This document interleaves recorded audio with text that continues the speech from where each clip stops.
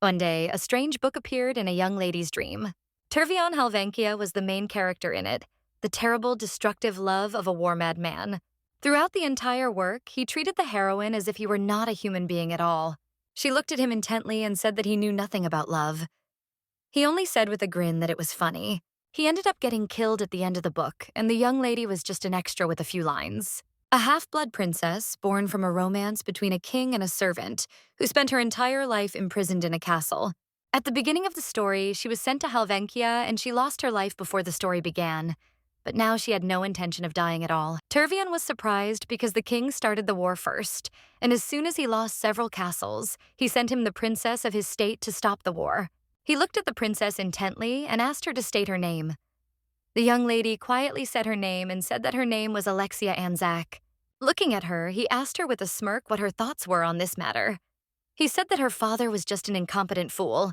Alexia S. said that at the moment this statement is unacceptable in relation to the ruler of the state. He walked slowly towards her and with fury in his eyes said that she should look at him and say it again. She looked at him steadily and said that her answer was not changed, for the king had been reckless, and many had lost their lives because of the needless war. The young man was surprised and was occupied by the fact that the king's daughter was criticizing him. The young lady looked at him intently and wondered if there was still a chance that he would make a pact with that fool. I knew that in the book he was the one who laughed while he killed someone, like it meant nothing to him. She was very worried and wondered if this would be the end for her. She knew she could die now, but there was nothing like that in the book. He said that he seemed to understand why the king had sent her. She already knew it, since she was a princess. After death, nothing would change. He looked at the young lady intently and asked her with a smile if she liked him.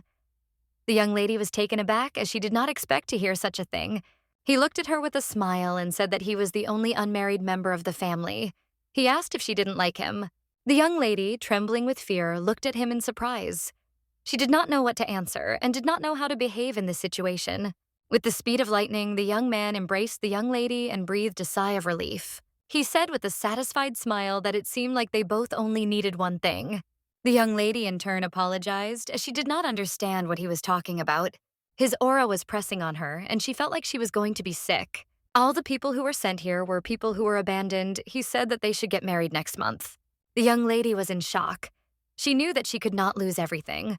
Only because of this, she exhaled heavily and agreed with him. He looked at her intently and said that if she was so obedient, she should answer him before she would like him. He said that knowing about her kingdom, she would become a traitor. She said that they themselves were to blame since they sent her away. She looked at the prince and said that for this reason, she did not care how to accept her death, and besides, she liked him. He looked at her in surprise and asked what exactly she liked about him. She said it was his face and his voice, and also his knowledge. He looked at the young lady in surprise and asked her if she liked his face, as he knew it was fearsome. He thought she was making fun of him, but the young lady said she wasn't lying to him.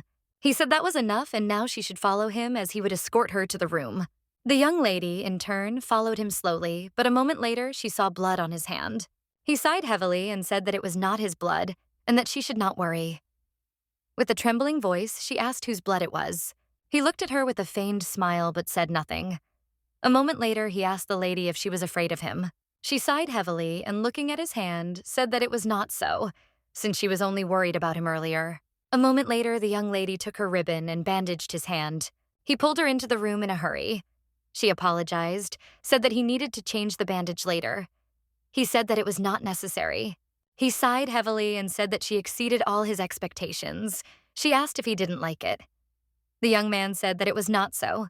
As he entered the room, he looked at her and said that if she wanted to survive in a place like this, she would need to prove her worth. The young lady was wary. She did not understand why he did not leave and continued to stare at her.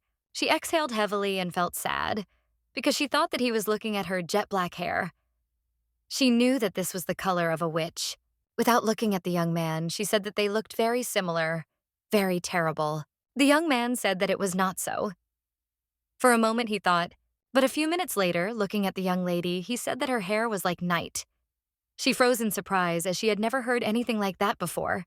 She noticed that everything inside the room was ascetic, like in a temple. A bed and a wardrobe, as well as a single bookshelf. The king told the lady that she would be sent to Halvenkia. She looked at him intently and asked what would happen if she refused. The king said that her mother needed a doctor. He looked closely at the lady and asked if she still wanted to refuse. She asked if he would kill her if she refused. The king said she didn't need to worry, but he would still kill her. The king looked at her mockingly and asked if she really wanted to leave her to die. He said that if she succeeded, he would treat her like a real princess. She said she still didn't agree. Alexia looked at him intently and said that if she agreed, then he should let her mother and her go, and he would not look for them again. The king looked at the young lady intently and still agreed. He said that he gave her his word. Sometime later, the young lady sat quietly in her room. She looked closely at her decoration, for she knew that she must succeed in what she had planned. A moment later, she heard a knock on the door and gave her permission to enter the room. A few minutes later, a girl looked into the princess's room.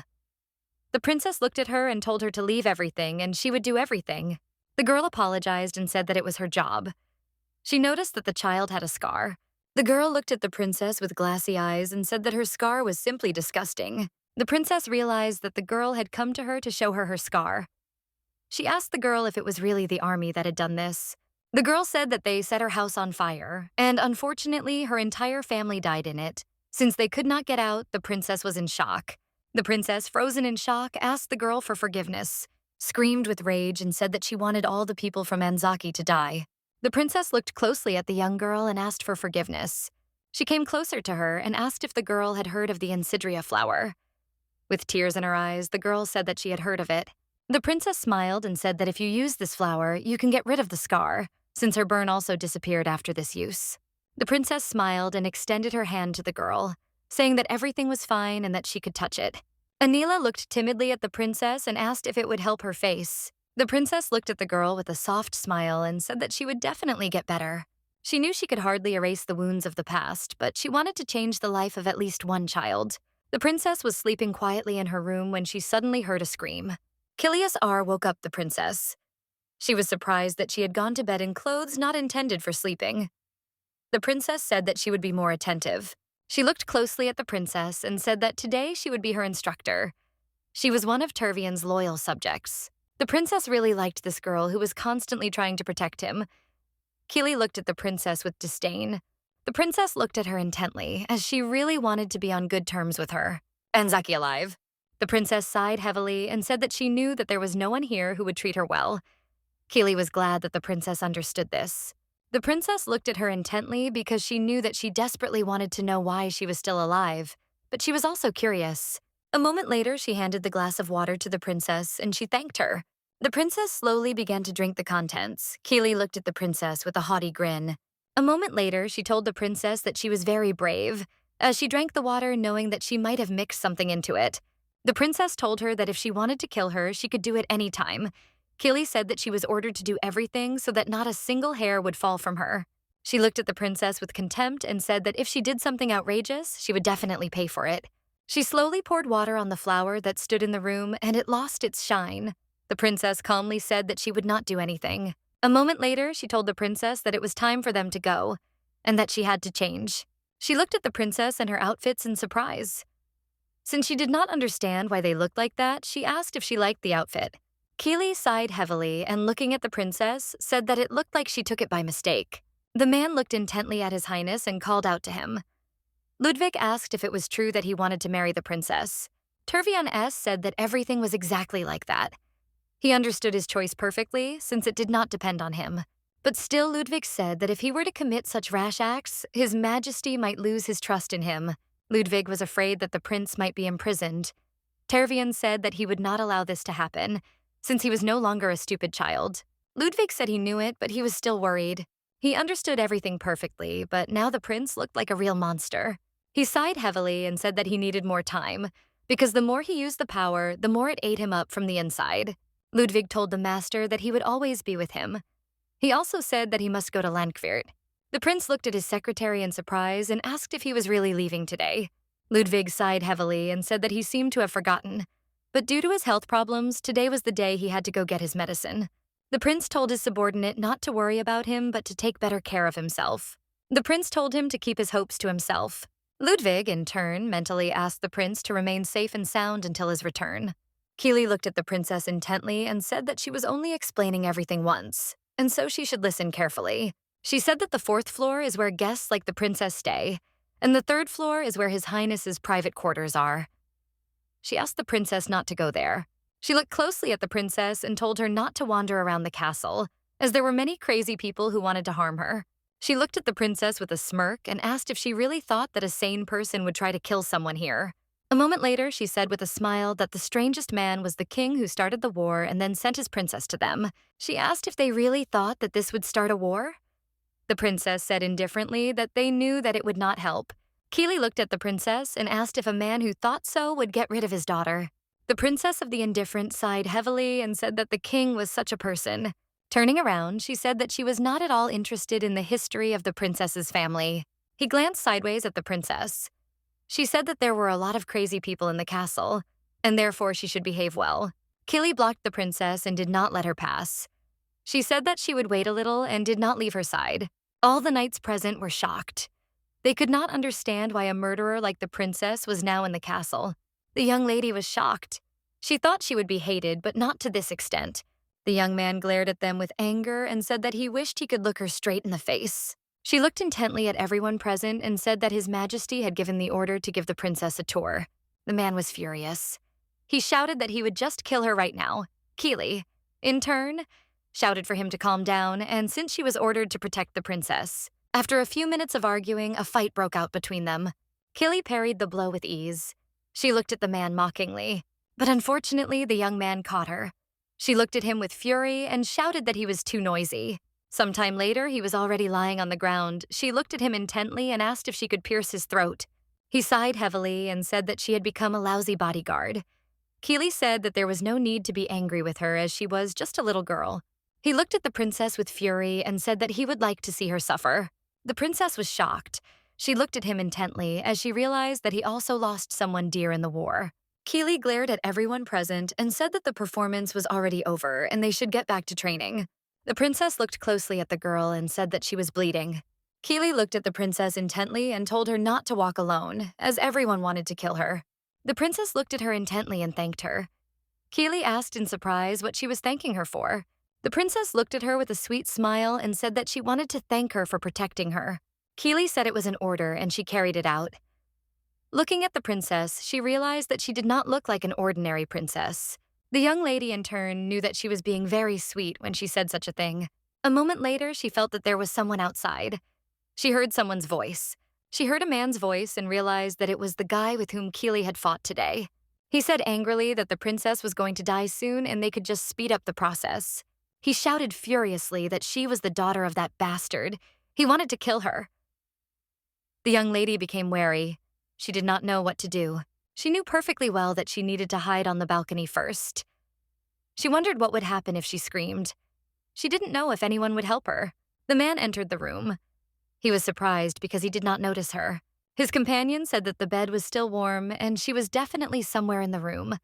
She was scared. She knew that she had to hide where she wouldn't be found. She quietly climbed over the balcony railings. She quietly hung on them. The man, having examined the balcony, said that she was not there. His friend was surprised because he did not understand where she could have run away to. They looked for her in the room while she was hanging. The young man said that it looked like someone had moved the flower pot. She froze in shock as she realized that they were going to find her now. The princess froze in fear as she heard someone approaching her, but they still did not reach her as time was running out. The princess did not hear whether they had left or not. She wanted to get up, but unfortunately she stumbled while getting up. Unable to restrain herself, Princess O let go of the handrail and fell to the ground with lightning speed. She could not believe that she was about to die. The princess froze in shock and opened her eyes, seeing the prince in front of her. He asked in surprise what she was doing there. She didn't know what to answer. He looked at her with fury and said that it was the first time he had seen such a terrible attempt to meet him. He sighed heavily and said that he thought she wanted to commit suicide. She said that this was not so and thanked him for saving her, but he relentlessly asked her about suicide. She looked at him in surprise and asked what he was talking about. He said that he was asking her why she had not called the guards. He asked angrily if she really thought that if she ran away and crashed to her death, she would be able to take revenge. She screamed that he knew everything but didn't come to save her. Alexia asked if he really wanted to kiss her corpse. He said he didn't have such a hobby. She asked if he really wanted to find himself another princess. He asked in surprise if they had another princess. He didn't understand why she behaved this way. She looked at him with fury and said that she did not know how he managed to catch her, but still asked him to accept her gratitude. A moment later, he ordered a servant to call the doctor. The princess said that she would wait in her room. The prince agreed with her and wanted to take her, but she said that she would go there herself. The prince looked closely at the princess and said that next time she should call the guards. She looked at him with a smirk. She didn't understand how he could be sure that the guards themselves wouldn't kill her. The princess was puzzled by the fact that she had to think all the time about the possibility of being killed. She knew that her life here was no different from before. A moment later, the doctor entered her room and greeted her. The doctor examined the princess with lightning speed and showed her that he was the first person who did not hate her. The princess looked at the doctor intently and asked if he knew where she could find Insidria leaves. She said that it was not for her, as she had met a little girl. The doctor asked if she meant Anilla. He said that he uses a flower and mixes it with the ointment that he uses. Alexia asked if he was really treating the girl. The doctor said that he treats everyone in the castle, be it an orphan or a princess. She smiled and gave him a recipe for a healing ointment. The princess said that she had cured her hand with the help of this recipe. The doctor, puzzled, told the princess that she made him feel awkward. The princess looked at him in surprise and said that she had not meant to offend him at all. He said that he had all the medicinal herbs she mentioned. He looked at her in surprise and said that she knew a lot about herbs, and it was amazing. The princess sheepishly said that she just had to learn how to use them. It was all because of her mother. For some time, the princess told the doctor about all the herbs and their meanings. The doctor listened to her attentively. A moment later, the doctor bowed with a smile and said that he had learned a lot and that it had been a pleasure talking to her. The princess looked after him intently. She knew that a long time had passed since she had had a normal conversation with anyone. A moment later, a man entered the room. He said that if her examination was over, she needed to have something to eat.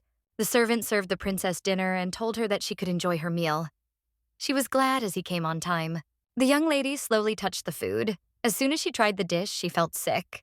The knight shouted to the prince that he was very sorry for what he had done. The prince angrily asked the man what the order was. The knight, in pain, said that he was to leave the princess alone.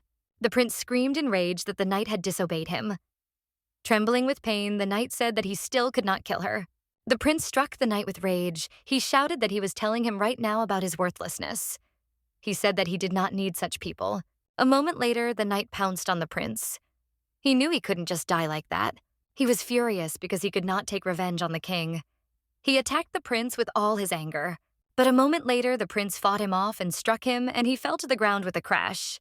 The prince, in turn, looked intently at the knight, because he knew that he lived for the sake of killing the king.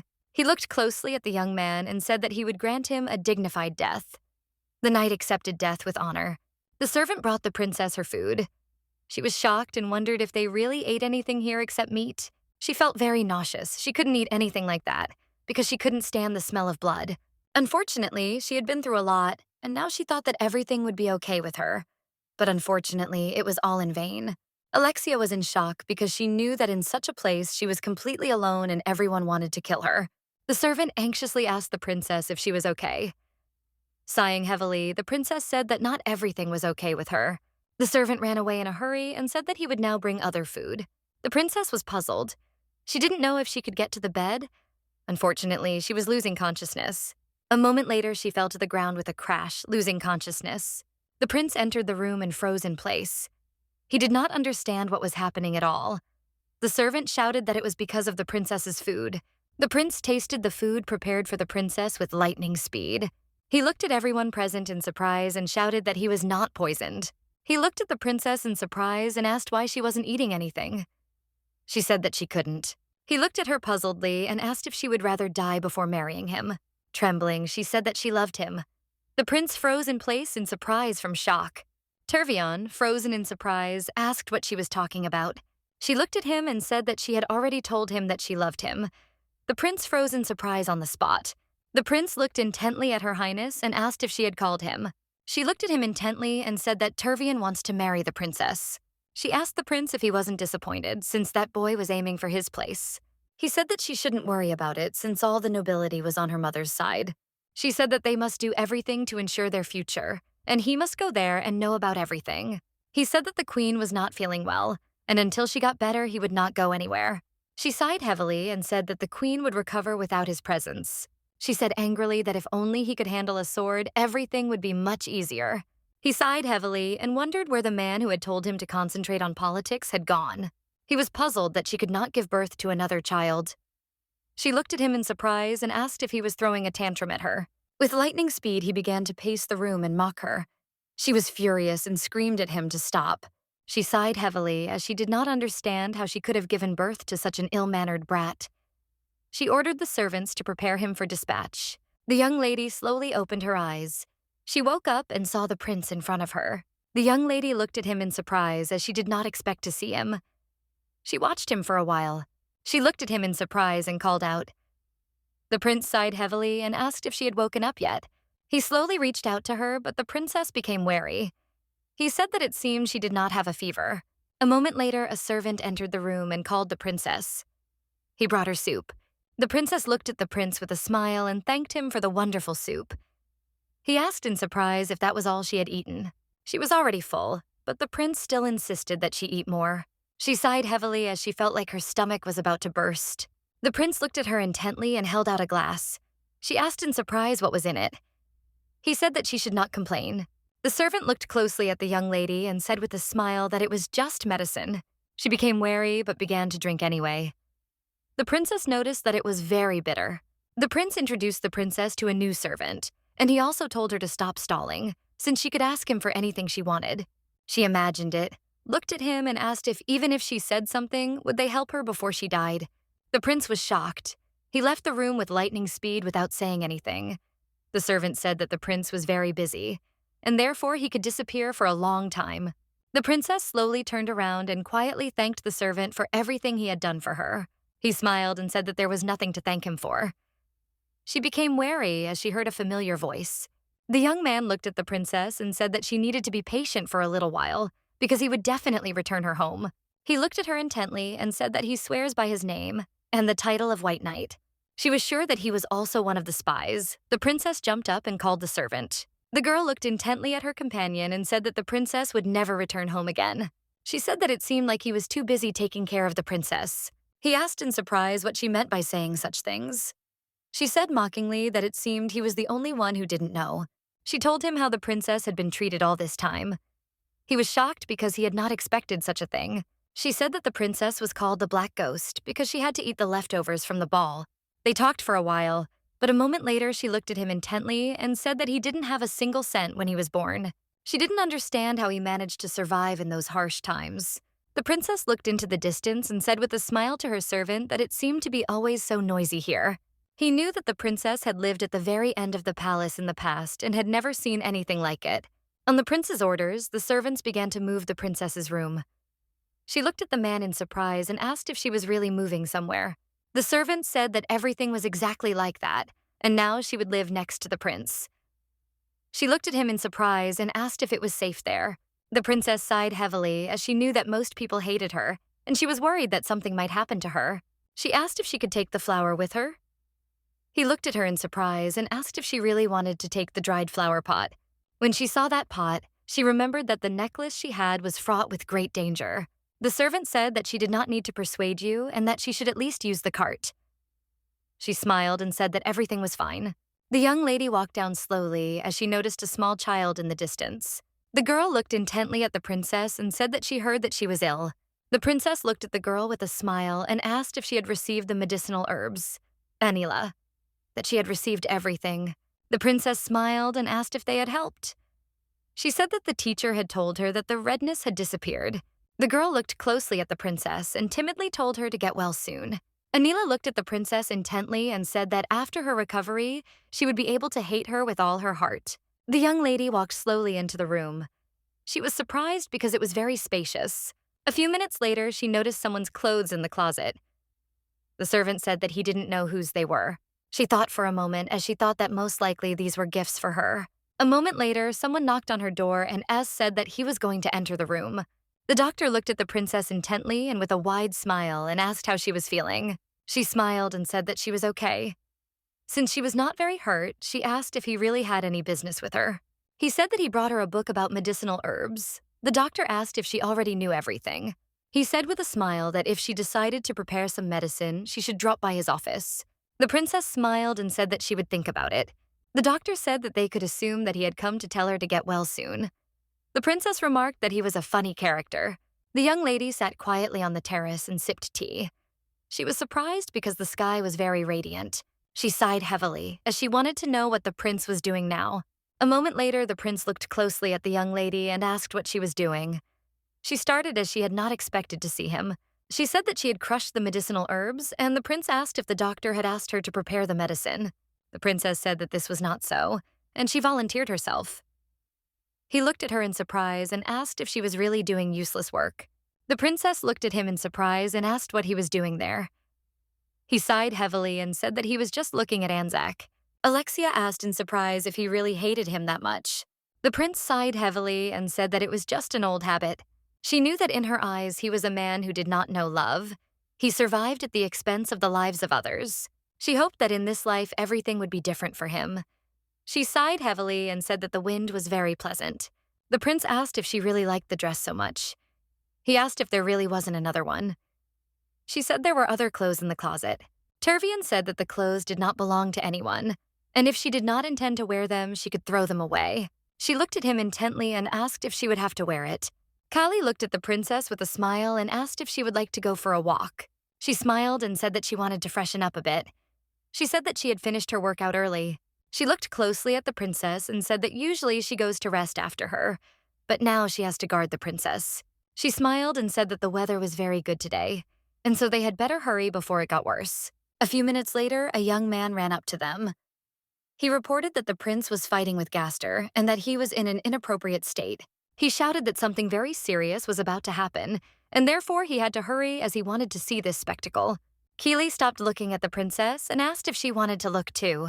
Sometime later, they made their way through a crowd of knights. The prince turned around and saw the princess. Alexia looked at the prince in bewilderment. All the knights present were shouting, but their noise was distracting the knight. He shouted for them to be quiet.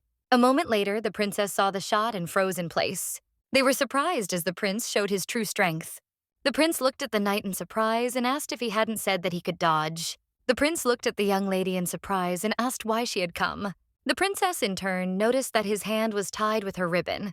He came closer to her and asked with fury in his eyes why she was here. Alexia was taken aback and said that she was walking around the castle and decided to take a look. The prince said that the training was already over. He took the princess by the hand and pulled her. Keely said that the princess asked to accompany her. The prince was furious, as she knew very well what kind of place this was. Keely asked the prince for forgiveness, but he angrily said that a simple apology was not enough. He said that she was free now and he would scold her later.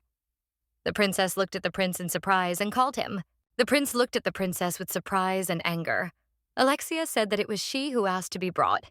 He asked angrily if she really thought she was the mistress of the castle. She sighed and said that she had no right to do so. The prince shouted at the princess with rage, bombarding her with questions. She looked at him in surprise. The princess was taken aback and said she was Anzac, and she had no right at all. He said furiously that it didn't matter. A moment later, the prince grabbed her hand and pulled her towards him, shouting loudly that his bride was Alexia Anzac. He shouted with fury that whoever touched her with even a finger would die.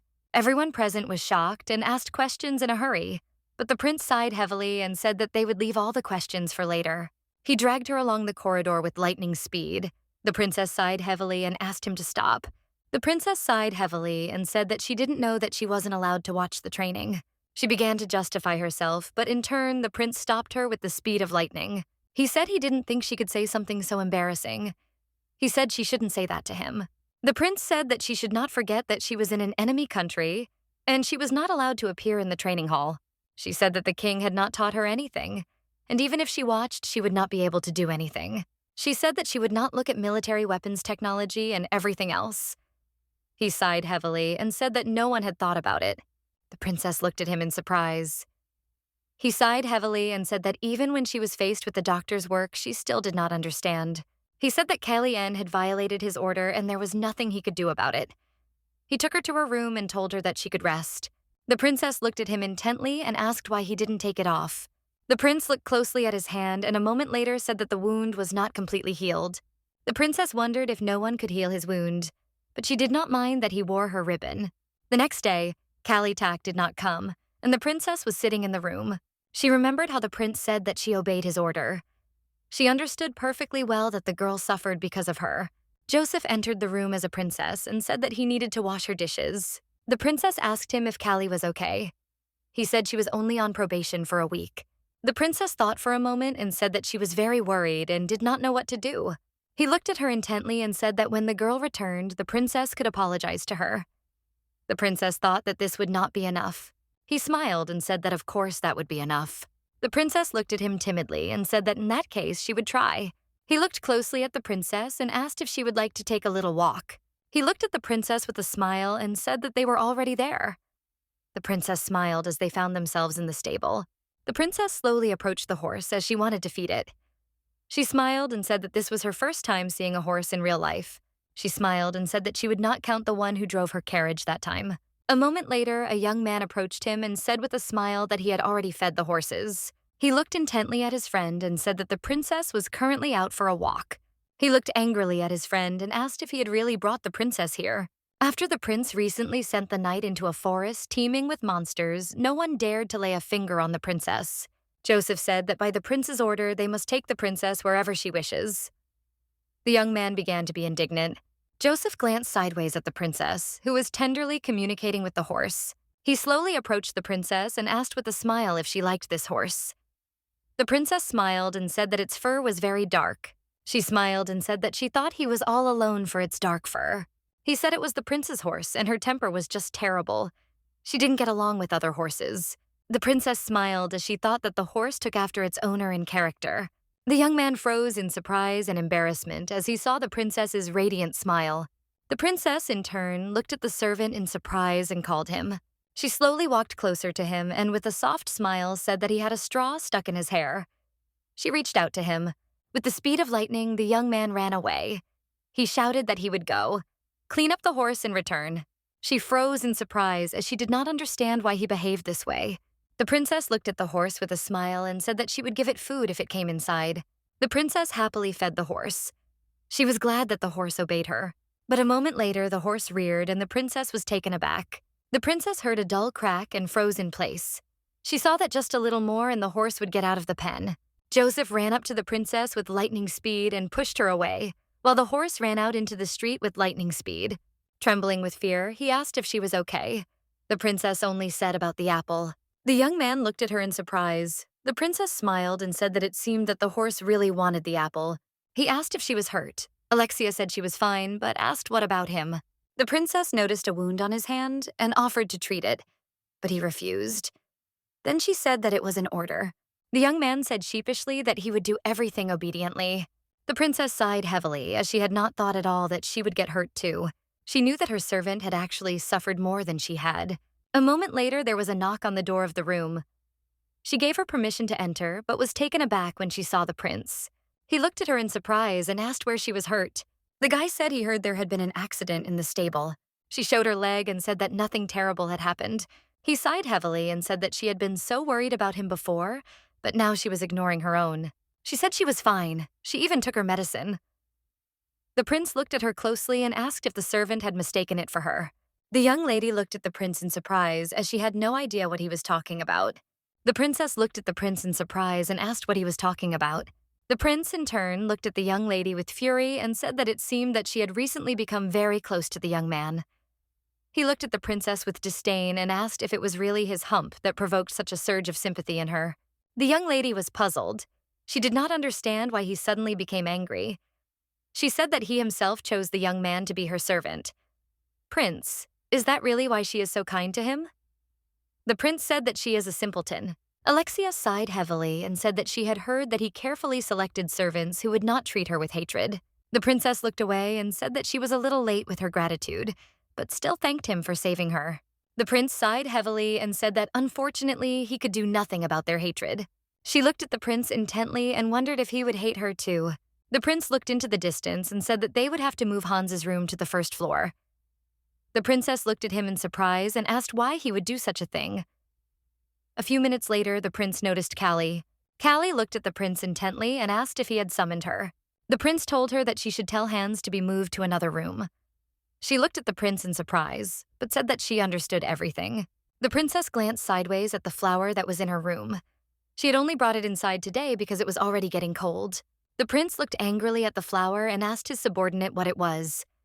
She sighed heavily and timidly said that she had warned the princess. He looked at her with fury and told her to get rid of him immediately.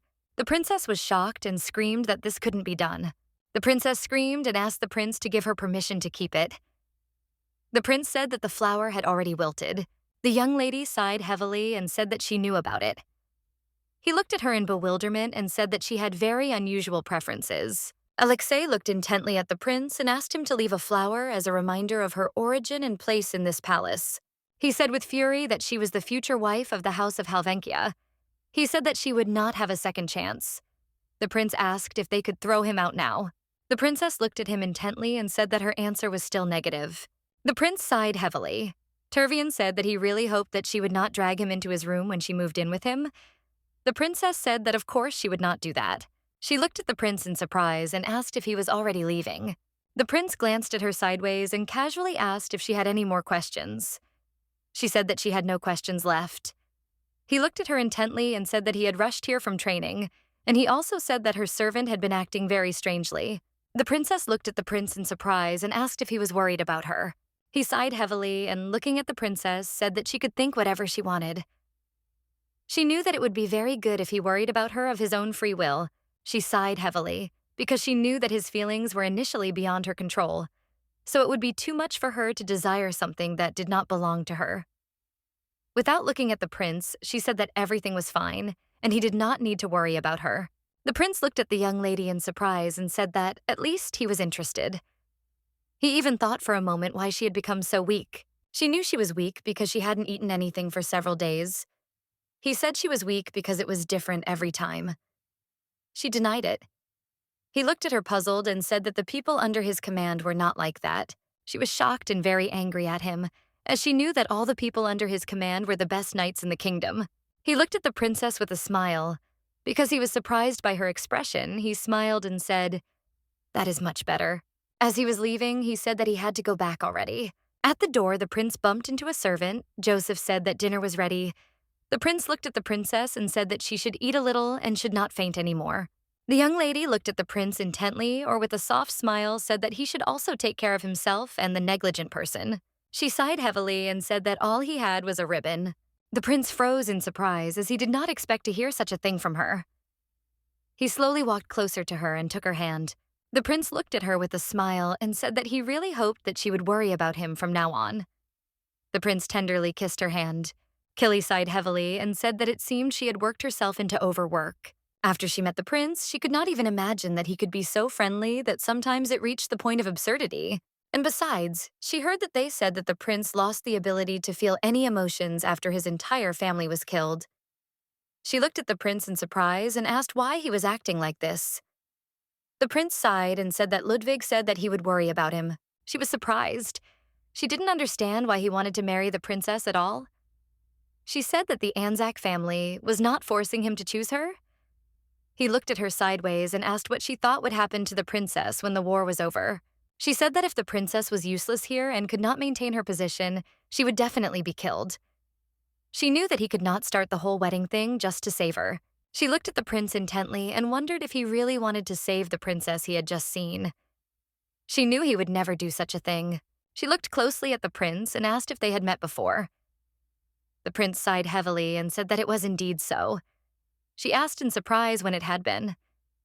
Turvian said that a long time ago she had saved his life. Turvian sighed heavily and said that he didn't think she herself remembered it. Alexia froze in place in surprise, but moments later she looked intently at the bouquet she wanted to give Callie. At the same time, the young knights blamed each other for what had happened. She sighed heavily and said that everything was fine and she would weave a new bouquet. The servant shouted and said that several hours had passed since she had been doing something like this. The knights were shocked, since she had spent a lot of time on something like this, and they had ruined everything. They shouted that since they had ruined the old bouquet, they had to find flowers for a new one. She said that they were not obliged to do this, but the knights did not back down and still helped the young lady. A moment later, one of the knights shouted that the break was over and they should all gather. Joseph looked at the princess and said that it was time for them to return as well. The knight looked closely at the princess and said with regret in his voice that they did not do it on purpose. He looked intently at the princess and said that they sincerely wanted to ask her forgiveness. After receiving the flowers, she said that everything was fine and they shouldn't worry about such things. And she also thanked them for their help. She looked closely at the flowers they had collected. Alexia knew she wouldn't be able to give the bouquet anyway, but she still appreciated their apologies. She heard some noise outside the door. The princess was surprised, as she did not understand who came to her at such a time. She told the visitor to wait a little and she would open the door right away. For a moment, she froze as her inner voice told her that she was too trusting. She wondered if she didn't remember what happened to Reuben. Opening the door, she saw a knight in front of her. He once again asked for forgiveness for what happened that afternoon and gave her a luxurious bouquet of flowers. She looked closely at the bunk and the king with a smile on her face and told him that everything was fine. He did not need to worry about such things. A moment later, she heard a noise. Looking out the door, she saw Joseph. She was a little surprised, as she did not expect to see him so late in the evening. She looked at him intently and said that a knight had just come to see her and brought a bouquet of flowers. He looked at the princess intently and said that he had come to her to give her a flower. She looked warily at the young man and asked who the flower was from. He said that it was a message from Anzakia itself, and they said that it was very urgent. Edelweiss. Her mother's name, which brings back memories of her hometown. She sighed heavily, for she knew that her mother was fading day by day. She understood that they wanted to remind her to hurry and complete her task as quickly as possible. Joseph shouted to the princess that her father could not do such a thing.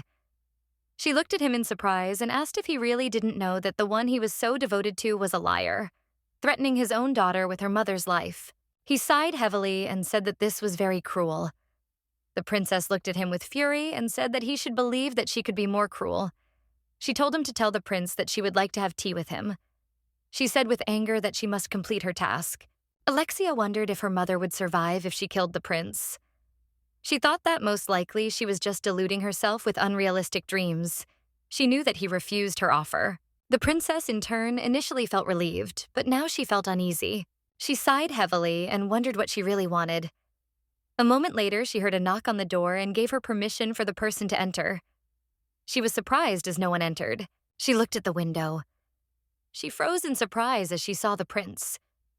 The prince looked closely at the young lady and said with a smile that her choice of weapons for self-defense was incomparable.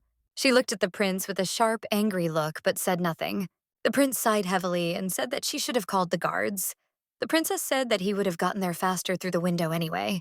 She looked at him in surprise and asked if he had called her. He said that he had. She looked at him in surprise and asked why.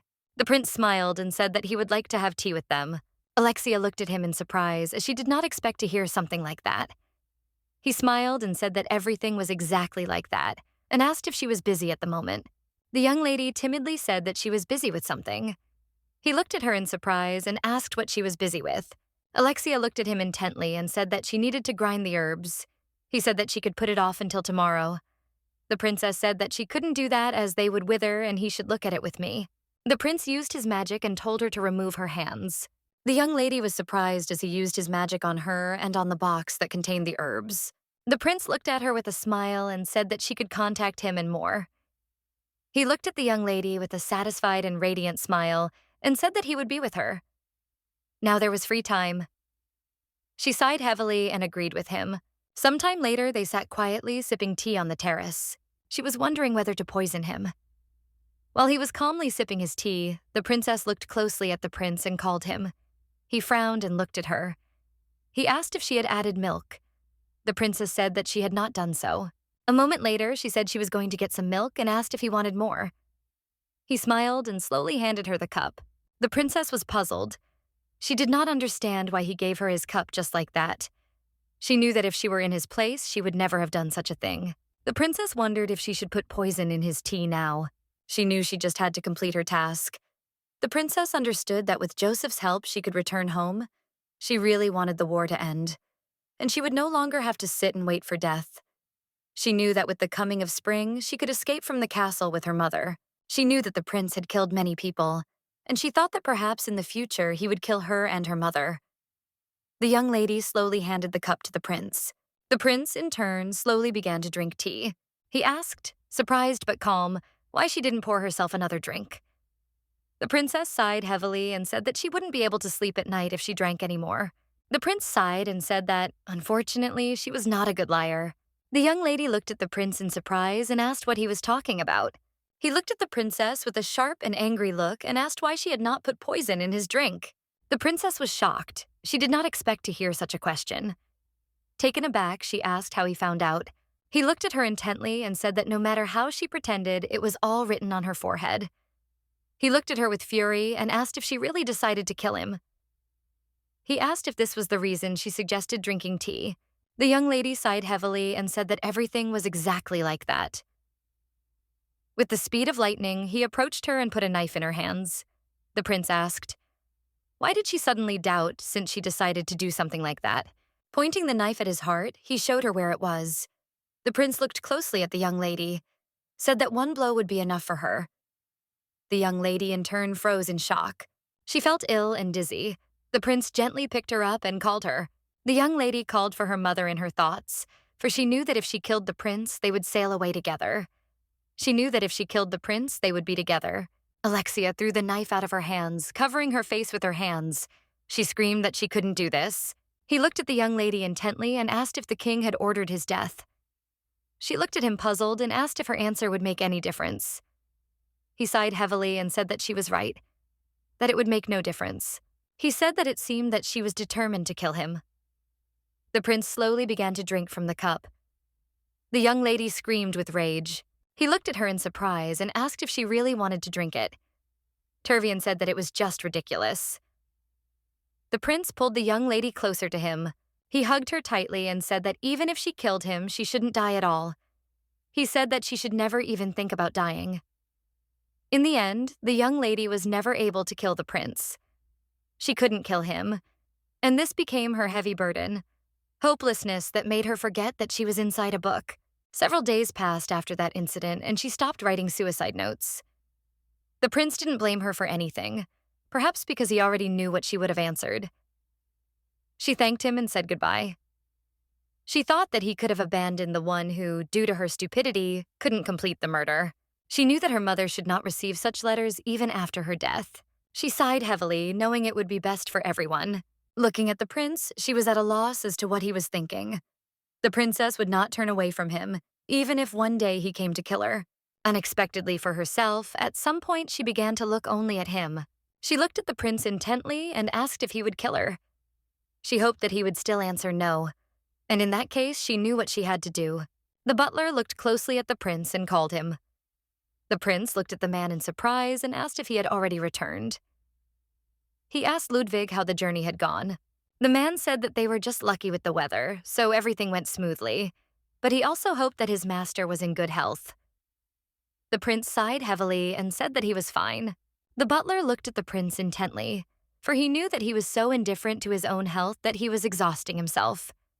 He knew that the prince had never complained, but he still knew what he was going through. The prince looked intently at the butler and told him to look at him, since he really was fine. Ludwig was surprised because the wound the prince had healed very quickly. The prince smiled and said that he had simply had a very good rest. He said they could start with new medicines, and he also told the prince that his father had issued a new decree. The prince casually told the butler to get down to business. He said his father had forbidden the wedding but had given permission for the agreement to be made. Ludwig said that he also expressed a desire to try honey from Lessingtelia.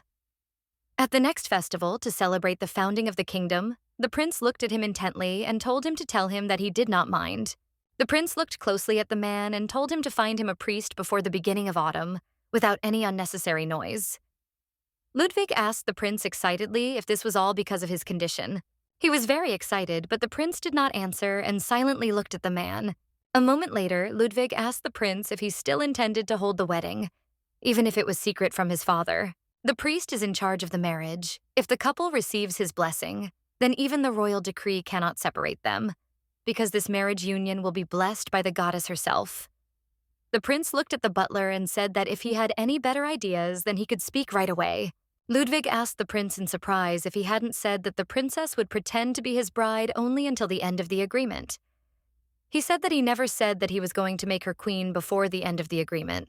Ludwig looked at the prince in surprise and asked why he had brought the princess here, if not because of the threat of war. The prince stood quietly and did not answer the question asked. The butler looked at the prince in surprise and said that it seemed that she was his beloved. He predicted that he did not care and that he would keep her by his side. She thought for a moment. For of course she had sent Joseph to check everything. But she had not at all thought that the prince would not allow her to take the books out. She frowned for a moment as she saw a manual on magic. There are many who study magic, but only a few become mages, because magic can only be mastered by those who have innate abilities. She thought that it was all very complicated. She knew that for this reason the prince was a kind of rare monster. She knew that she too was of royal lineage, and might also have something. The young lady slowly reached for the book and documents, but a moment later the prince appeared behind her and said that she had made a slight mistake. He looked at the young lady in surprise and asked if she was really interested in magic. The princess timidly said that she was a little interested in magic. She asked if this was really the magic. Turvian looked at her and said that she had already seen magic in the training hall. She looked intently at the prince, as he seemed to her even more magical than magic. The princess looked at her in surprise and asked why he came to the library. As he was leaving, the prince said that she should follow him. The princess was a little puzzled as she simply ran after him. She was surprised and wondered how he knew she was there. Alexia wondered if he had come to punish her. She was worried that something serious might have happened. She was afraid that he didn't like the fact that she had read books about magic. The young lady sighed heavily, for she did not at all think that she was forbidden to do so. She looked at him timidly and called out. The young lady looked at the prince intently and asked if something had happened. The prince looked at her sideways and said that they needed to prepare for the wedding ceremony. She froze in surprise and asked in bewilderment what he was talking about. The prince looked closely at the young lady and said that he thought that everything would be limited to a banquet, but a lot of preparations still needed to be made. She asked if he had really come personally to tell her about something like this. Turvion S. said that was exactly it, and was informed that she was in the library. He said that it was nice to watch the rain from there, and also asked if she liked being in such a place. She looked at him intently and said that it was her favorite place in the castle. Alexia asked if it mattered to him where she went. Pri sighed heavily and said that it seemed like she didn't understand what he was talking about. The prince sighed heavily and, looking at the young lady, said that she looked worse than she did then. He asked if she was eating well. She said that everything was as usual. The prince said that he would have to order that her portion be increased. She froze in bewilderment, as she did not understand why he was even worried about her. She looked closely at the knights, as she understood that if she greeted them, they would be in trouble. The prince called the princess and told her to look at him. Turvion looked closely at Alexia and said that there was an Anzaki mole in the castle. He asked the young lady not to get close to anyone. He looked at her closely and asked if she understood him. The princess said that she would be careful. He said that in that case, they could hurry to another place. The prince also asked if she trusted Callie. The princess said that she trusted her, even though the girl hated her. Although she understood that the girl's irritation could not be called hatred, he looked closely at the princess and anxiously asked if he should assign someone else to her. She said she didn't need anyone else. The prince said anyone would agree to guard her if she asked. He asked if she was sure Callie was the one for her. She said that she didn't need anyone else. The prince agreed with her. And looking at the princess, he said that he would do as she wanted. Ludwig looked closely at the young people and greeted them. The young lady, in turn, knew that if the book was to be believed, then all those present were the prince's faithful servants, and they were ready to give their lives for him. The princess looked closely at the butler and introduced herself. Ludwig apologized to her for not being able to greet her on the day of her arrival. She knew that the man was very devoted to the prince. The prince looked closely at everyone present and said that today he had gathered them all to discuss the wedding ceremony. The princess, in turn, looked at the prince in surprise. The man looked closely at the princess and said that since her skin was white and pure, they chose satin, silk, and lace as the material for the dress. He looked closely at the princess and asked what she thought about it. The princess, in turn, timidly said that she liked lace. He asked if they should make drapes. The princess thought for a moment. She was puzzled and did not understand what he was talking about. She timidly said that she could be added too. The man asked how long she wanted the hem. The young lady sheepishly said that she did not know. The man looked at her closely and said that long hemlines were in fashion now, but unfortunately they were pressed for time, so a short one would do. He looked at her closely and asked what she thought about it. The princess was shocked, as she had never chosen an outfit before, and she didn't know what to do. She was scared and said that they could make the outfit short. The man looked at her closely and said that she probably already knew. but he wanted to remind her that the hem was the bottom part of the dress. She timidly and embarrassedly said that in that case they could make it shorter. The prince approached the man and said something to him. The man looked at the prince in surprise and asked what he was talking about.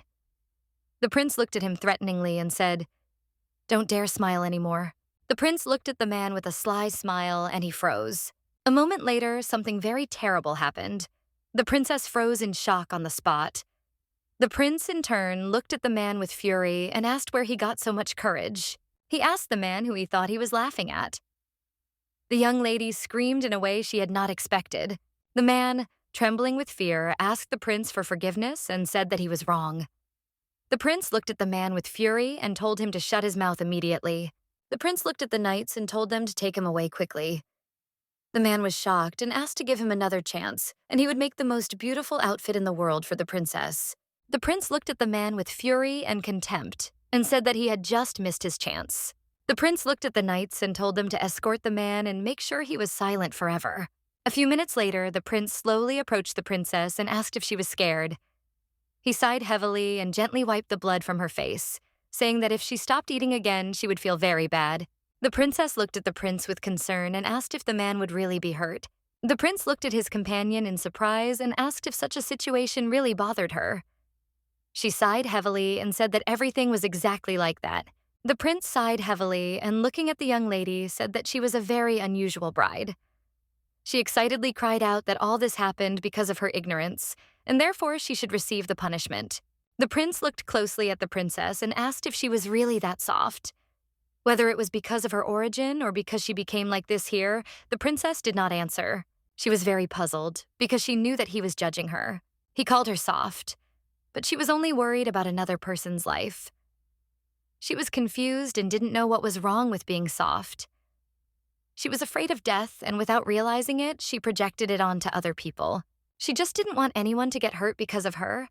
The prince looked closely at the princess and said that the beta no longer stood up for him, for some pathetic servant.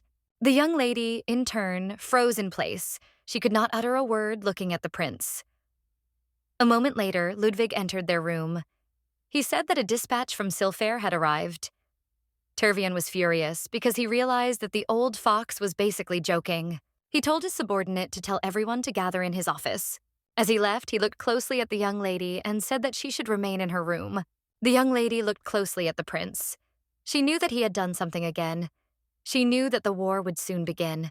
Anzakia must lose and later send Ophelia to Hadvenkia. She sighed heavily and P plunged into her thoughts. She wondered what would happen to her after this happened. Alexia knew that there were only a few weeks left before her wedding. The man said angrily that the Anzaki people had sacked and plundered several places on their border. The prince looked at the young man closely and asked how much damage there was. A moment later, the young man reported all the damage they had suffered. His friend was in shock. He didn't understand why they didn't react at all. He was furious and wondered if they were really going to remain silent and tolerate this. The young man said the robbers were larger than they thought and their faces were covered, so they had no evidence or witnesses. The prince sighed heavily and said that they were most likely ordered to hide their connection with the kingdom. The young man sighed heavily and said that this was exactly the case, and they killed everyone indiscriminately, even children and women.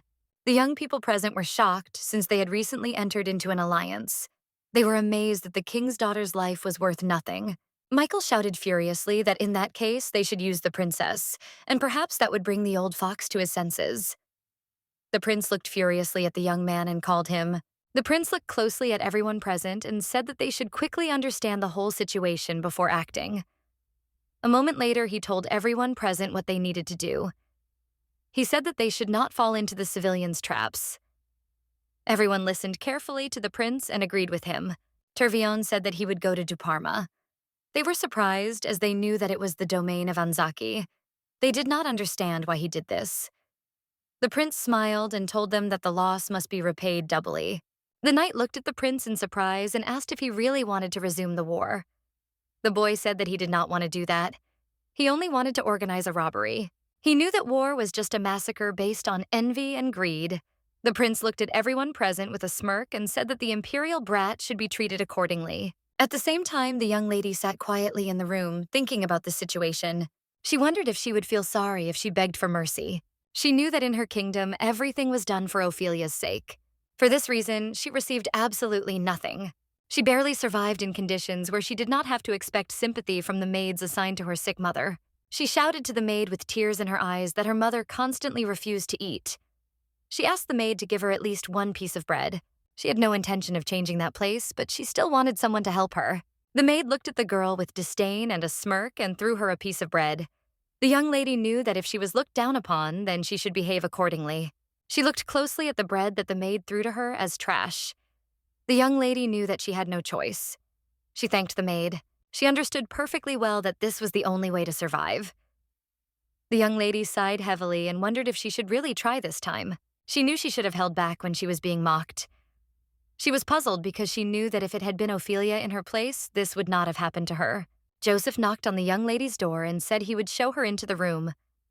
She looked at him intently and said she would come out right away. As she left the room, she saw young children counting. The princess slowly approached them and told them the final figure of their count. The princess recoiled as she saw that the children were frightened. They greeted the princess with lightning speed. The girl said that she would clean everything up now and also asked the princess for forgiveness. They asked the princess for forgiveness several times. The princess looked closely at the children and said with a smile that they did not need to worry as everything was fine. She looked at them intently and said that since the room wasn't ready yet, she could help them wash the floor. Joseph looked intently at the princess and said that she could go, and he could manage on his own. The princess looked at him and with a soft smile said that she could help them a little, and he could not worry so much. The children hesitated, looking at the princess. They were surprised and did not know what to say to her. A moment later, they said that she might get hurt while cleaning and then her blood would remain on the floor. The princess sighed heavily and looked at the children in surprise, as she did not expect to hear such a thing. A moment later, she timidly said that she understood everything, and Anila asked the princess for forgiveness. A moment later, the young lady began cleaning. The princess looked closely at the girl, as she had seen her somewhere before. Joseph said that it was all because the prince took her from the war zone. The young lady looked intently at the princess and said that everything was ready. The boy accidentally slipped and fell, and scattered all the documents he was holding. The young lady timidly apologized and asked her friend if he was okay. He looked at her closely and said that he was okay, but she needed to watch where she was going. The princess slowly picked up the boy's papers and noticed that there was a mistake. He looked at her in surprise, as he did not understand what she was talking about. She looked at the boy intently and pointed out his mistakes. He was shocked. The young man, looking at the princess in a hurry, told her the problem statement. She smiled and told him the correct answer. He looked at her in surprise and said with puzzlement that in that case, all his answers were wrong. The princess looked at him with a smile and said that everything was fine. He shouldn't be upset. She asked if he wanted her to help him. He said that everything was fine and they would figure it out themselves. Anila, surprised, asked her friend what he was talking about. She was sure they were finished by now. He said he didn't think so. The princess smiled and said that he did not need to worry as she and Joseph would not tell anyone about this. The young lady looked at the princess with a smile and said that this was simply incredible. The young man also thanked the princess. They looked closely at the princess and asked where she studied mathematics. Alexia smiled and said that she had been studying it for a long time and it was not very difficult. A moment later, she said that it was time for her to go. The girl looked at the princess with a smile and said that she had taken the apple while she was picking up fruit that had fallen from the tree due to the rain. She handed the princess the apple and said that she would like to share it with her. She looked closely at the princess and said with a smile that she did not need to worry, as he was fine. The young man stopped his friend and asked the princess for forgiveness. He said that the girl was still young and foolish. The princess smiled and said that everything was fine. She thanked the young lady and also said that she would eat it a little later. Joseph looked at the princess intently and said that she should not eat the apple. The princess was surprised and looked at him, as she did not expect to hear such a thing. A moment later, he said more insistently that she should not eat such things. She froze in surprise. He told the princess that she could not trust everyone. She looked at her servant in surprise and said that the girl was just a child. He said that she still couldn't do that. The princess said that when she was 6, she already knew how to wield a sword. He looked at her intently and said, "There are people here who want her dead." He said that she cannot trust them. The princess froze in place as she knew everything very well. She looked at her friend closely and asked if the girl was from Halvenkia. He said that she was not. but he still looked at the princess and said that she should be careful. She froze for a moment because she knew that she could not trust anyone. He looked at the princess and said that she was a person from the Anzac kingdom. The princess looked at him in surprise and asked what he was talking about. She was shocked, wondering if simply sending her to such a place was not enough. She screamed in rage. Did she really have to die, and only then would he be satisfied? She screamed and asked, "Is it all because she is not Ophelia? Or because she cannot kill the prince?" The servant came closer to her and called her. The princess was hysterical. She knew that now she was here, just as he wanted. She was furious, wondering if he really wanted her to die here now. She looked at the young man with fury and asked if he really wanted her to die too. Joseph screamed that it was not so. Trembling with fear, she said that she did not want to die at all. She said that she really wanted to live. The princess was furious and at the same time shocked, as she understood perfectly well that all the people wanted to kill her. Joseph looked at the princess intently and said that it was time for her walk. The princess was puzzled. She did not want anything at all. She looked intently at the young man and said that she did not want to go anywhere. Looking at the princess, the butler told all the smallest details about their wedding ceremony. The princess sighed heavily as she knew that most likely even Ludwig wanted her dead. He looked intently at the princess and asked if she was listening to him. The princess sighed heavily and, coming to her senses, said that she was listening to him. A moment later, he continued his story. Joseph looked at the princess and said that there would be no one in the flower garden tomorrow, so she could go and walk there whenever she wanted. She sighed heavily and casually said that she would be in her room. He looked at her in surprise and asked if she didn't trust him. The princess looked intently at the young man and said that if she didn't trust anyone, she would be afraid to breathe. Alexia looked intently at the young man and said that she trusted only him. He froze in place in surprise as he did not expect to hear such a thing. A moment later, he said that it was time for him to go. He left her, and she was left alone. She knew that on the day her mother gave birth to her, she was all alone in a small room. Then she was born in the midst of chaos. She was puzzled by the fact that no one even knew when exactly she was born. Thinking about it now, she realizes that she never celebrated her birthday. She sighed heavily as she understood the reality very well. She knew that she was destined to die eventually. There was a knock at the young lady's door. She thought it was her servant Joseph, and so she said he could come in. Without looking up at the man who entered, she told Joseph that he should take a bandage with him next time when he comes. The prince looked at the princess in surprise and asked if she was hurt. The princess was taken aback, as she did not expect to see the prince in front of her. The prince looked intently at her lady. She asked in surprise why he was there. The princess timidly said that he had told her earlier that he was too busy. He said that this was true. He looked closely at the princess and, coming closer to her, said that her edge was again doing whatever it wanted. She sighed heavily as she understood perfectly well that he did not think about such trifles as she did. The prince looked at her intently and asked why she needed a bandage. He was worried that she could get hurt somewhere. She looked away from him and sighed heavily and said that she was fine. The prince was worried. What was the problem then? Alexia sighed heavily and said that Anzac would not rest until he captured Helvenkia. She knew that he would do anything to take over the whole world. The prince looked at her closely and said that it seemed like she was waiting for this moment. He asked if she really wanted to run away after winning. She froze in place for a moment in surprise and thought, but a moment later, sighing heavily, she said that she would not return there. The prince came closer to the princess with the speed of lightning. She froze in place in surprise, because she was a little afraid of him. He looked at her in surprise and asked what she was trying to achieve with her behavior. He said that she would not have behaved like that if he had not decapitated the idiot. The princess looked at him in surprise and asked what he meant. The prince sighed heavily and told her that the tailor was still alive, so she could stop behaving like that. She looked at the prince in surprise and asked what he meant by that. He asked why she no longer went outside and walked around the castle. The princess hesitated. She didn't know what to answer to the question asked. He asked if she had really had a fight with someone about us. The prince came even closer to her and said that he was sure that he had already told them how to behave with her, but it seemed that it would be necessary to repeat it again. He looked at her intently and asked if it made any difference to her who in the castle hated her and who did not.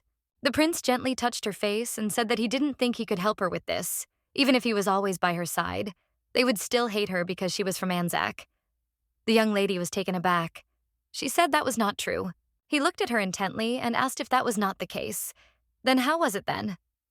She reached for his hand and said that she needed a bandage to do something.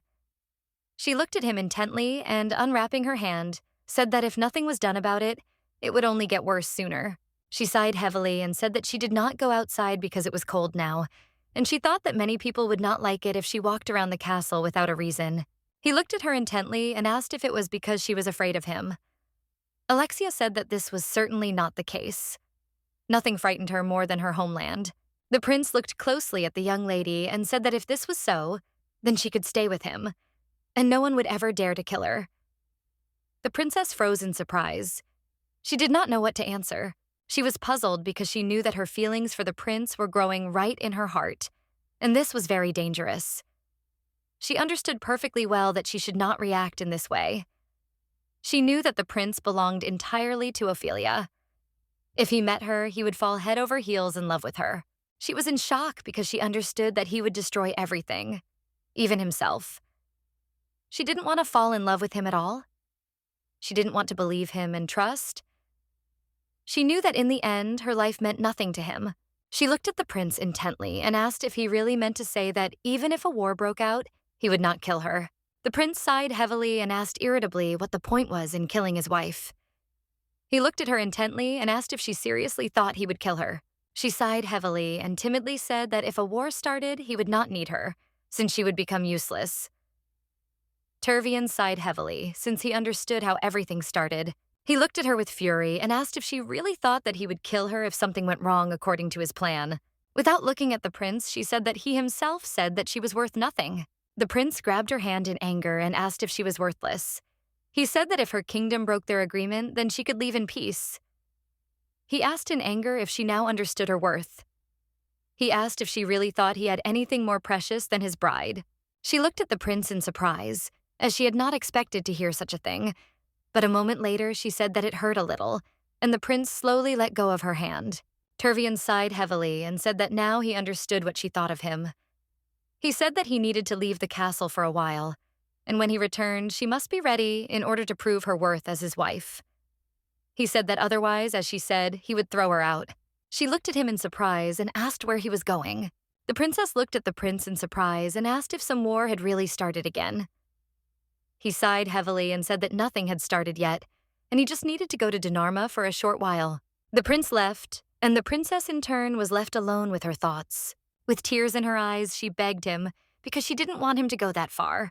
The man looked at the prince intently and called out to him as he rode on his horse. The prince was taken aback, and S quickly grabbed the reins, stopping the horse. The prince looked at the sphere with anger. He was very angry because he saw all the spies from the kingdom. He asked the man if there were any traces. The man sighed heavily and said that, unfortunately, he had never seen anything like it. The prince gave him the sphere and told him to return it to its place. Ludwig told the prince that he was very worried about him.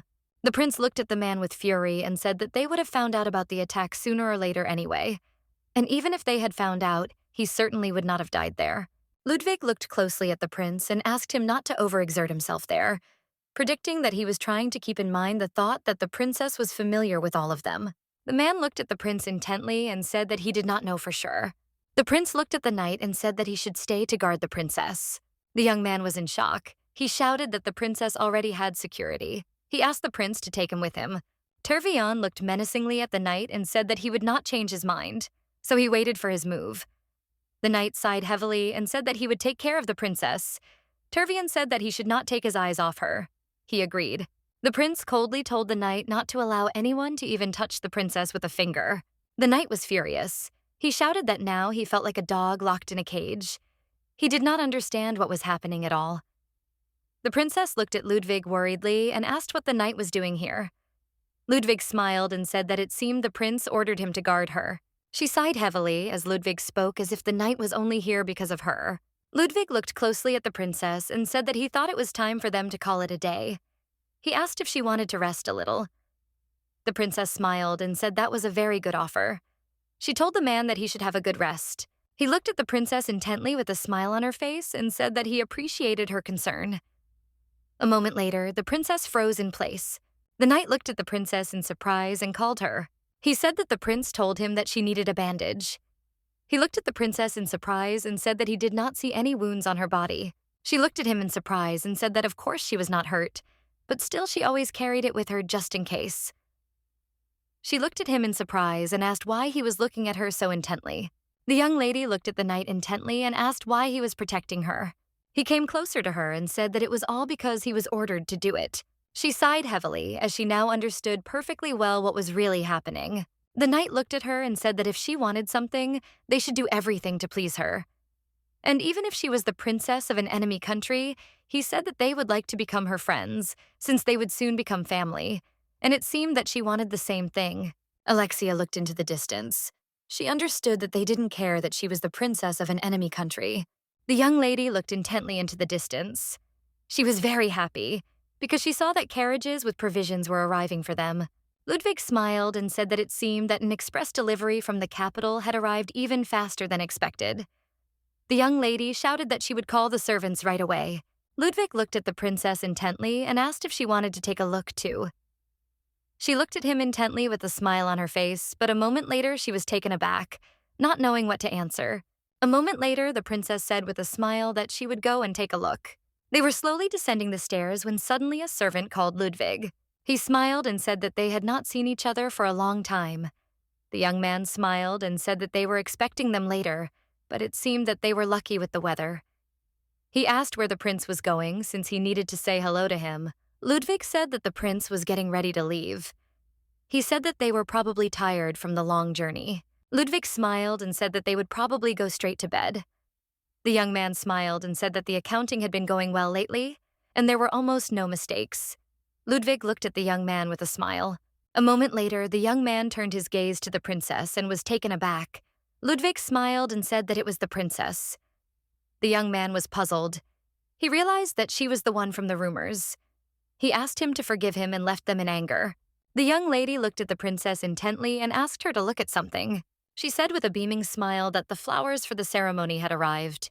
The young lady rushed towards the beautiful flowers with lightning speed.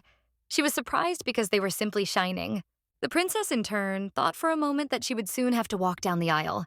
She sighed heavily and wondered if she would really marry the prince. A moment later, she heard the men talking. They said that the daughter of the cunning fox had come to them, and it turned out to be true. They knew that she was sent here to them to confirm the alliance. They said that this peace treaty was just nonsense. Since a few days ago, the kingdom destroyed their villages on the border. They wanted to know what their princess was like. The young man mockingly said that she was just cannon fodder. The princess froze in shock. She sighed heavily as she realized she had been presumptuous. She wasn't even sure if she could enjoy these flowers. Joseph looked at the princess intently and said that it was time for them to return. She agreed with him. The young men were surprised that the prince did not kill the princess. They said that she certainly did not survive thanks to her seductive powers. The man said that, judging by her appearance at night, she was not averse to having fun. Joseph rushed towards them in anger. The princess stopped him and asked him to calm down, but he, in turn, shouted at them to shut their mouths if they did not want to be punished. The princess froze in place in surprise when she saw the knight. The man was in shock and did not understand why and for what he was now receiving from the knight. Gaster looked at the young man with fury and shouted at him to shut up. He asked him if he was not currently training.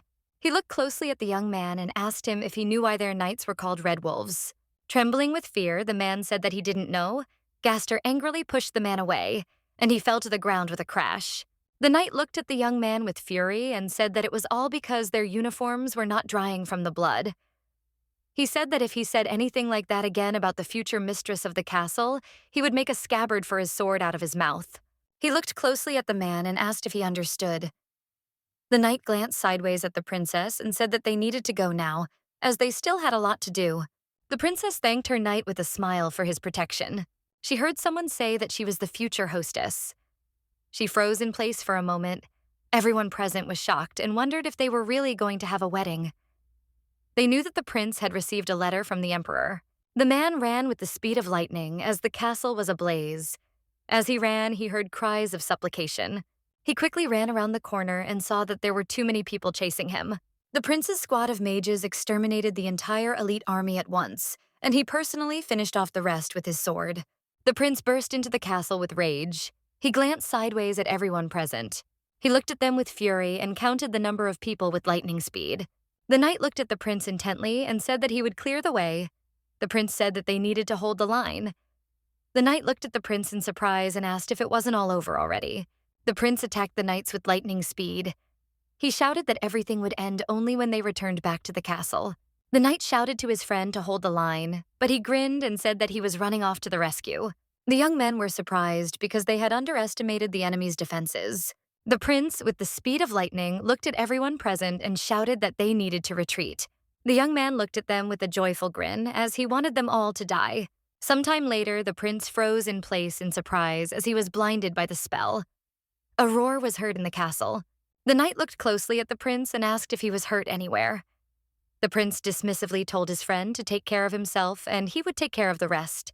The prince looked closely at everyone present and said that there was an informant. They looked at the prince in surprise and asked what he was talking about and who exactly this informant was. Tervian said that he had his connections everywhere. A moment later, they received a letter. The knight said that this letter from the castle reported that Prince Chevalier was heading to the castle. The prince was surprised because his brother was heading to the castle. He knew that he really wanted to kill him. He was worried that his bride would be left alone with his brother. The prince was furious because he knew that he would pay back his family for everything. The knight looked at everyone and asked excitedly where Isle was. His friend sighed heavily and said that he was dead. He was puzzled, since he had told them to keep in line. The knight thought for a moment as he knew it was just nonsense, because before the magic circle was activated, he jumped back into the corner.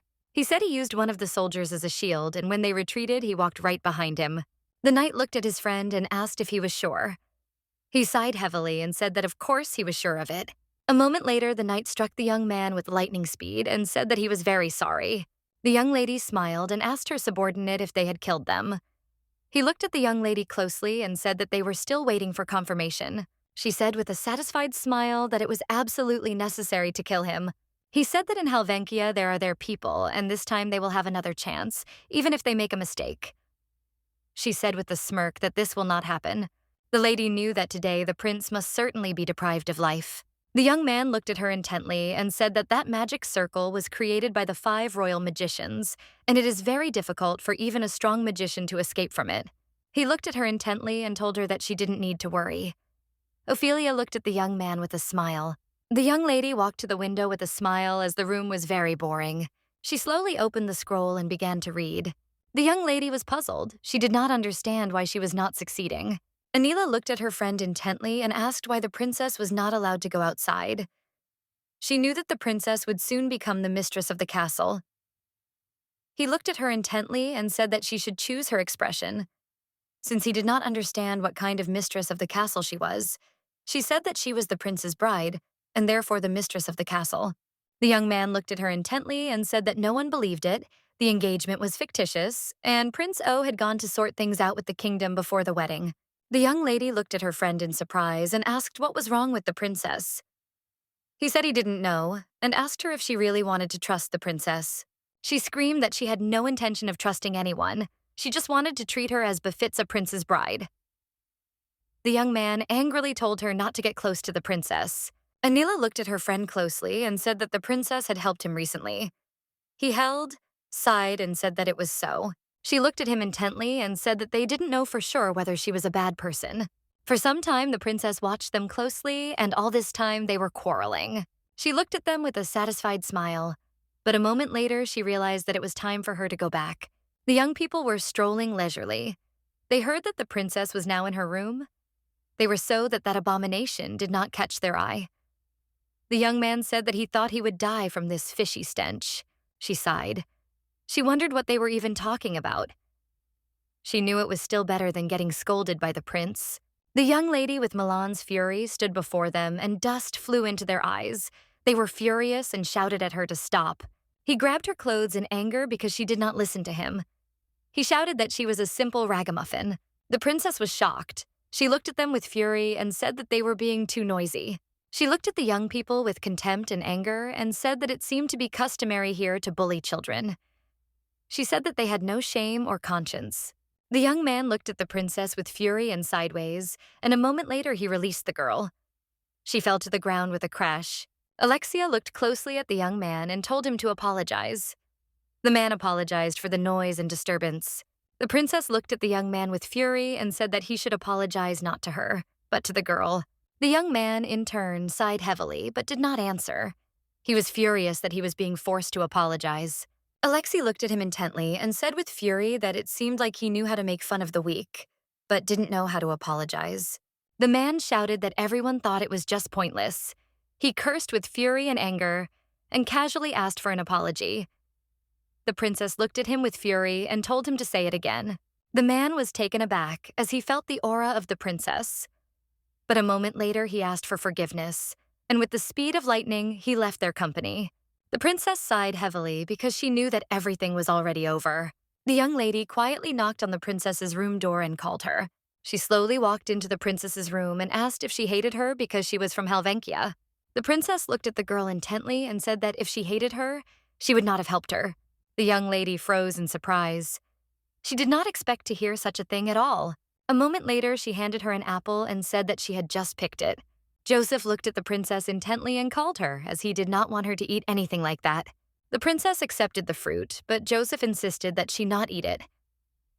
The princess slowly took a bite of the apple. With the speed of lightning, her mouth was filled with a sweet taste.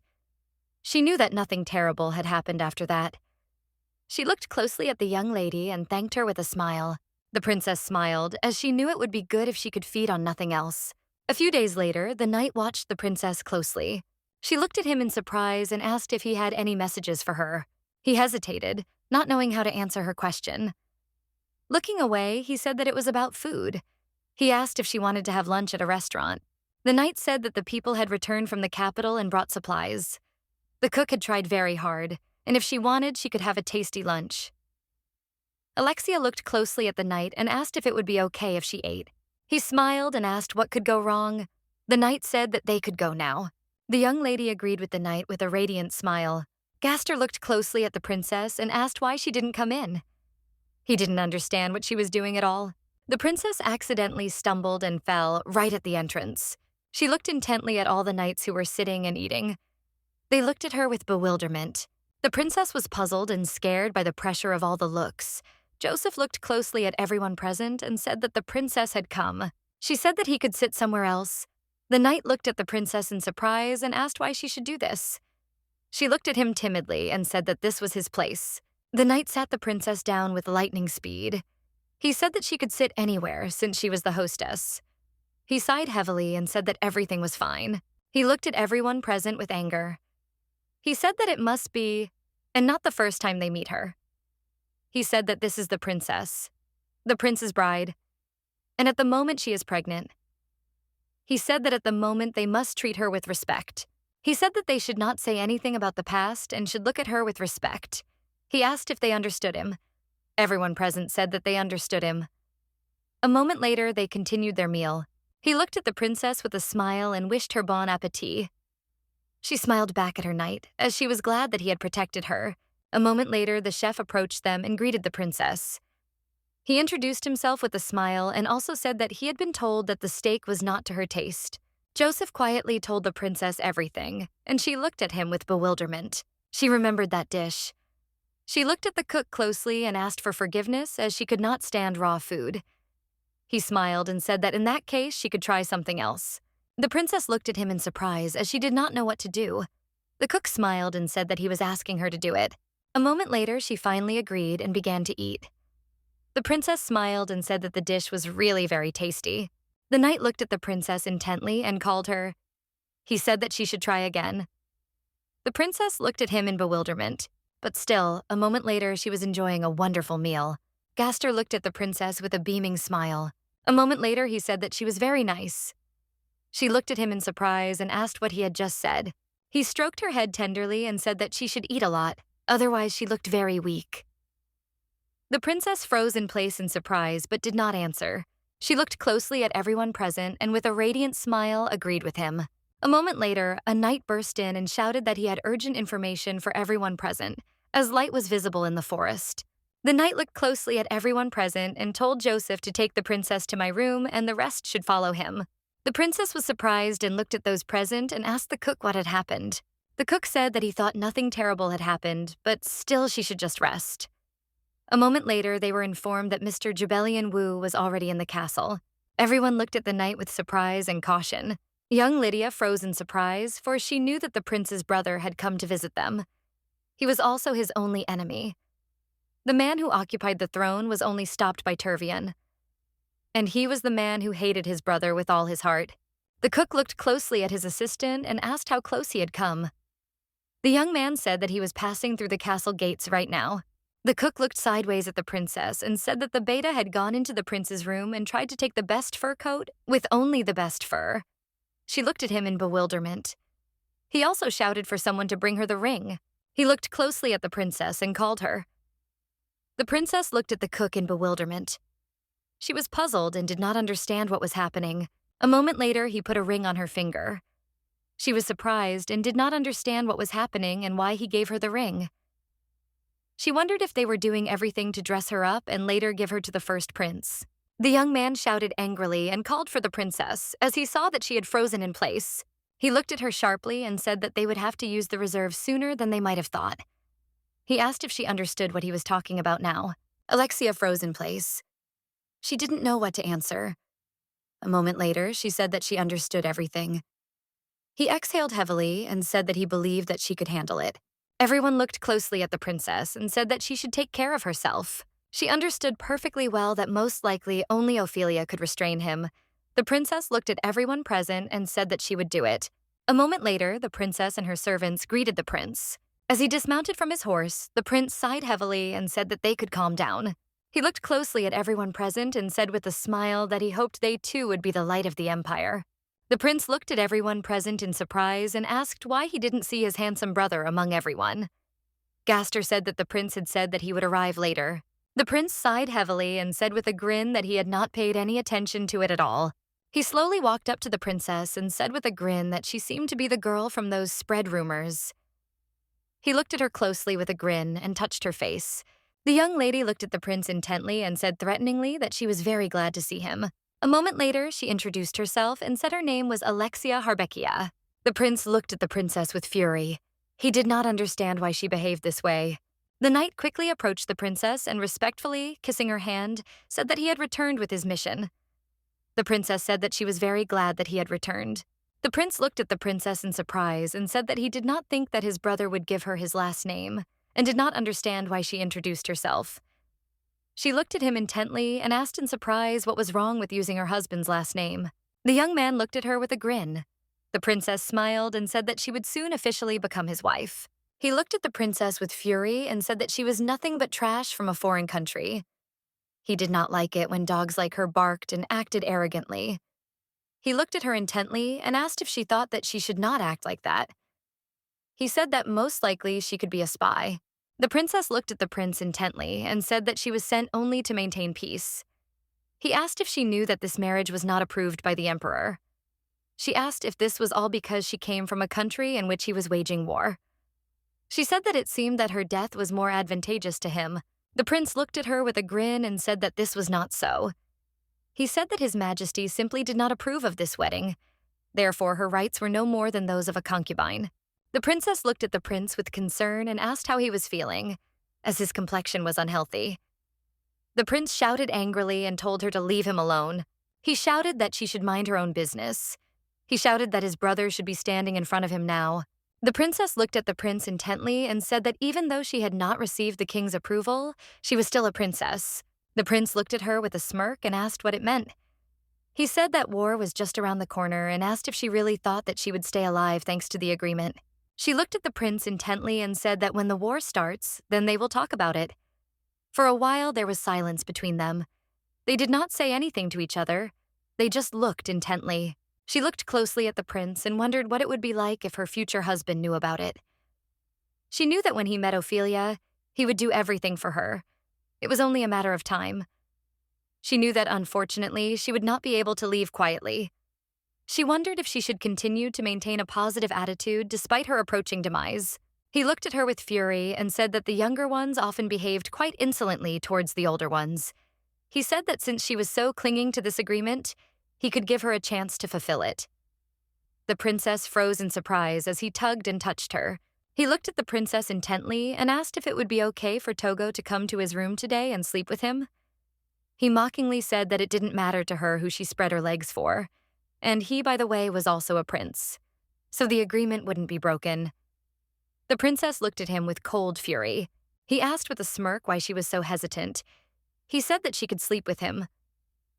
The knight looked at the prince and asked him to stop, since she was already engaged. The prince shouted at the knight to leave him alone, since anyone who contradicted him would be killed. The prince looked at everyone present with a grin. In turn, Gaster stood in their way. He looked at the prince with cold fury. The prince was puzzled and furious because he did not understand how he dared to contradict him. The princess shouted at her knight to stop and leave quickly. She screamed at the prince to calm down, but the prince, with the speed of lightning, pulled out his knife and began to threaten the knights. The lady looked closely at the prince and asked what he was doing in someone else's land. He looked at the princess with a smirk and asked if she didn't want to spread her legs for him. Then how was she going to save herself? She said that she wasn't going to do anything like that, even if she died tomorrow. The princess said that she had come as a guest to the Germans, so they should take responsibility for her life. She said that he would have to treat her with respect and allow her to exist normally. He asked with a grin if she really thought that since she was a princess, she could command him. He said that she had not taken one thing into account. The prince said that the result of the agreement, when it was signed, could be cancelled at any moment. He asked if she was aware of this. She looked intently at the prince without taking her eyes off him and said that she was aware of this, but she also said that she was not going to go back on her words. He looked at her intently and said that she was being very brave and hoping to take the place of the crown princess. She looked at him intently and said that he could think as he wanted. She was not going to report to him. He sighed heavily and said that she was a very unusual girl who was not afraid of the emperor's wrath and who went against the will of the prince with all her heart. He said that it seemed like his brother was suffering under her thumb. The princess said that it would be very sad if he lost authority in the eyes of the emperor, but that was no longer her business. The prince sighed heavily and said that he was his direct flaw, and he thought that if his brother were not there, he would be much better off. She looked at the prince and said that she did not need their family squabbles, and it was important for her that he remember that she was not a toy, but a princess with an important status. The prince looked at the princess intently and laughed in response to her words. He smiled and said, "Princess, that he just realized that it seems that his brother chose her for more than just the treaty." He looked closely at the princess and said that most likely his brother wanted the lands of her kingdom. The prince said that he would not give his brother a single piece of the earth and that he would not even dream of it. The prince, with a satisfied grin, said that he would not give him anything and would even take the throne from him. The princess quietly told the prince that he was rejoicing too soon. She said that he should remember that the war was still not over. The prince stopped in his tracks after her words, and with the speed of lightning, he grabbed her shoulder in anger. He was furious and did not understand how she dared to say something like that to him. He screamed and coughed. He said that he would never lose. He screamed that he would not let him take the throne. A moment later, he threw the young lady aside and stepped back from her. She looked at the prince with concern and asked if he was all right. The knight ran up to the prince and asked if he was okay. The prince angrily waved them away and told them not to come near him. The princess looked intently at everyone present and firmly said that they should stand still and under no circumstances approach him. But in turn, she slowly approached him. The prince, in a rage, shouted that she should not approach him as he would kill her. She looked closely at the prince and told him to calm down, not to panic, and to breathe deeply. The prince shouted at her to move away as he did not need her help at all. She slowly covered his mouth and, looking into his eyes, told him that he should slowly inhale and exhale. He froze in shock. She looked at him intently and said that it was very good that he understood her, as he was already feeling much better. A moment later, when the prince felt better, he pushed her away. Alexia looked closely after the prince, as all the servants surrounded him and asked if everything was okay with him. He said that he was very tired and wanted to go to his room. As he left, the prince glanced sideways at the princess. Joseph quickly ran to the princess. He was glad that she was not hurt. He said that they should return quickly. The princess thanked Joseph. The knight looked closely at the princess and said that they needed to leave quickly. The princess looked closely at her knight and thanked him with a smile. He said that he was just doing what he had to do. She was surprised and puzzled, as it was really difficult to understand such a thing. She lay quietly in her bed for a while. She looked at the knight intently and asked if her future wife had already returned to her room. The knight looked at her intently and said that he did not know this. But still, She did not need to worry about such things, and she should rest a little. He looked closely at the princess and said that the knights would guard her in the morning, and so she could go to bed and have a good night's sleep. She woke up and heard someone's voice, but she decided to get some sleep. Alexia was in shock and didn't know how long she would have to endure this. She wondered how long she could hold out. She hugged her future husband's fur coat tightly. She missed him very much. The young lady looked at the young man in surprise and asked if this was a dream.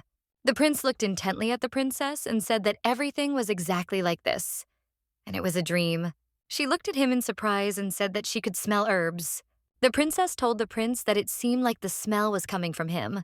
Tervion. He sighed heavily and said that he was just running through the forest like crazy. She looked at him in surprise and asked why he did something like that. He said that it was all because his brother came to their castle. She looked at him in surprise and asked if he was really going to see the prince. He smiled and asked if she was really against it. The prince smiled and said that he was very interested in whether she liked his brother.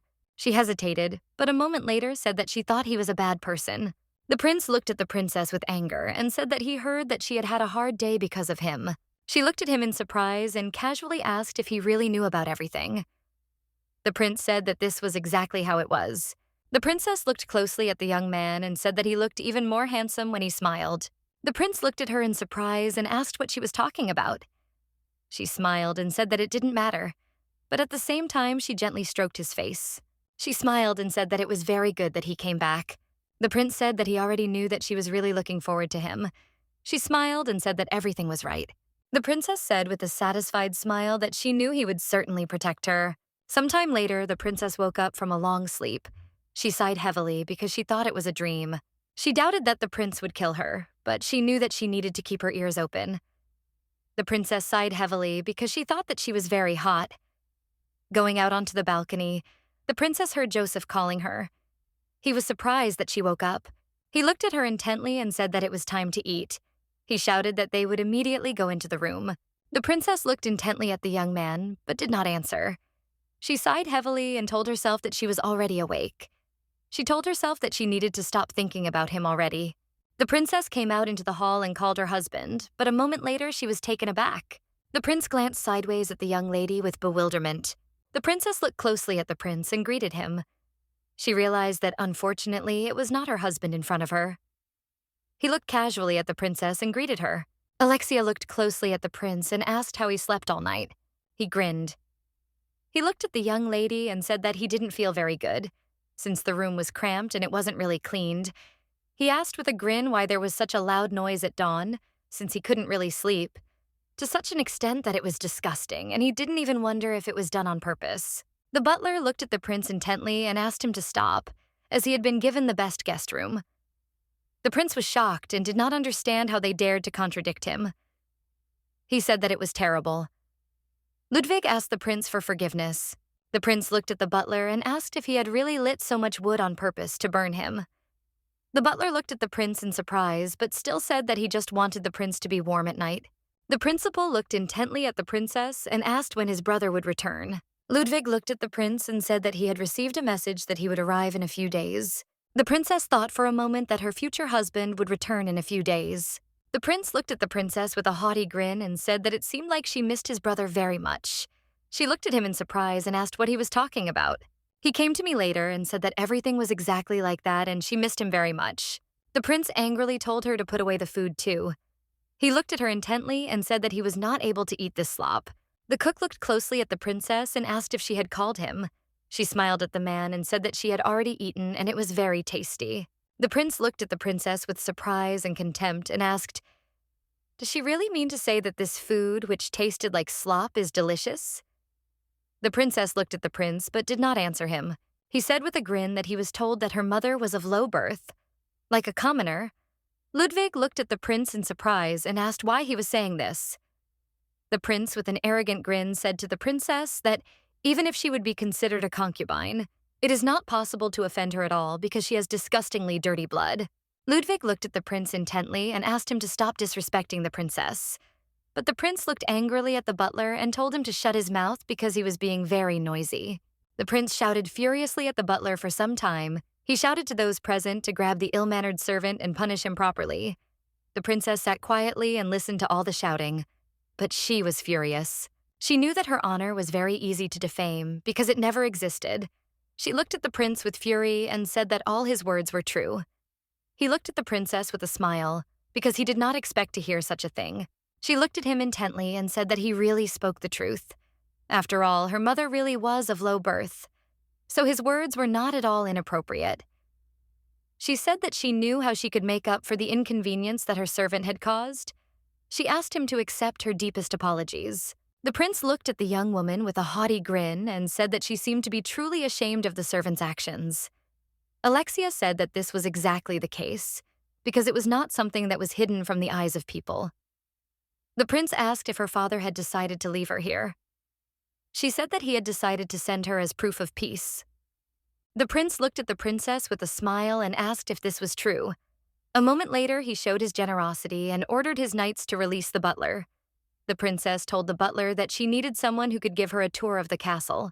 The butler, breathing heavily, looked at the prince and said that he himself could accompany him. The prince looked at the princess with a grin and told the butler that he did not have to do this, because the mistress of this place could accompany him. He smiled, looking at the princess, and asked if he was speaking correctly. She did not answer. The princess looked closely at the prince and said that she would like to ask if he was feeling better. The prince angrily asked her how she dared to call him sick. She sighed heavily and said that anger is bad for your health. He looked after her with bewilderment and asked why she was worried about him. It would be better if she took care of herself. The princess sighed heavily and said that she was not at all sad about this, because her father had truly abandoned her in the distant past. He was surprised and looked at her and asked if she was really okay. He asked if she was really okay after her father threw her out several times. The princess said that she was okay and that she was quite happy with the way things were. He said that yesterday he mentioned that he would like her to sleep with him. She looked intently at the prince and said that he could not go against the law. He looked at her with a grin and asked if it were not for the law whether she would agree.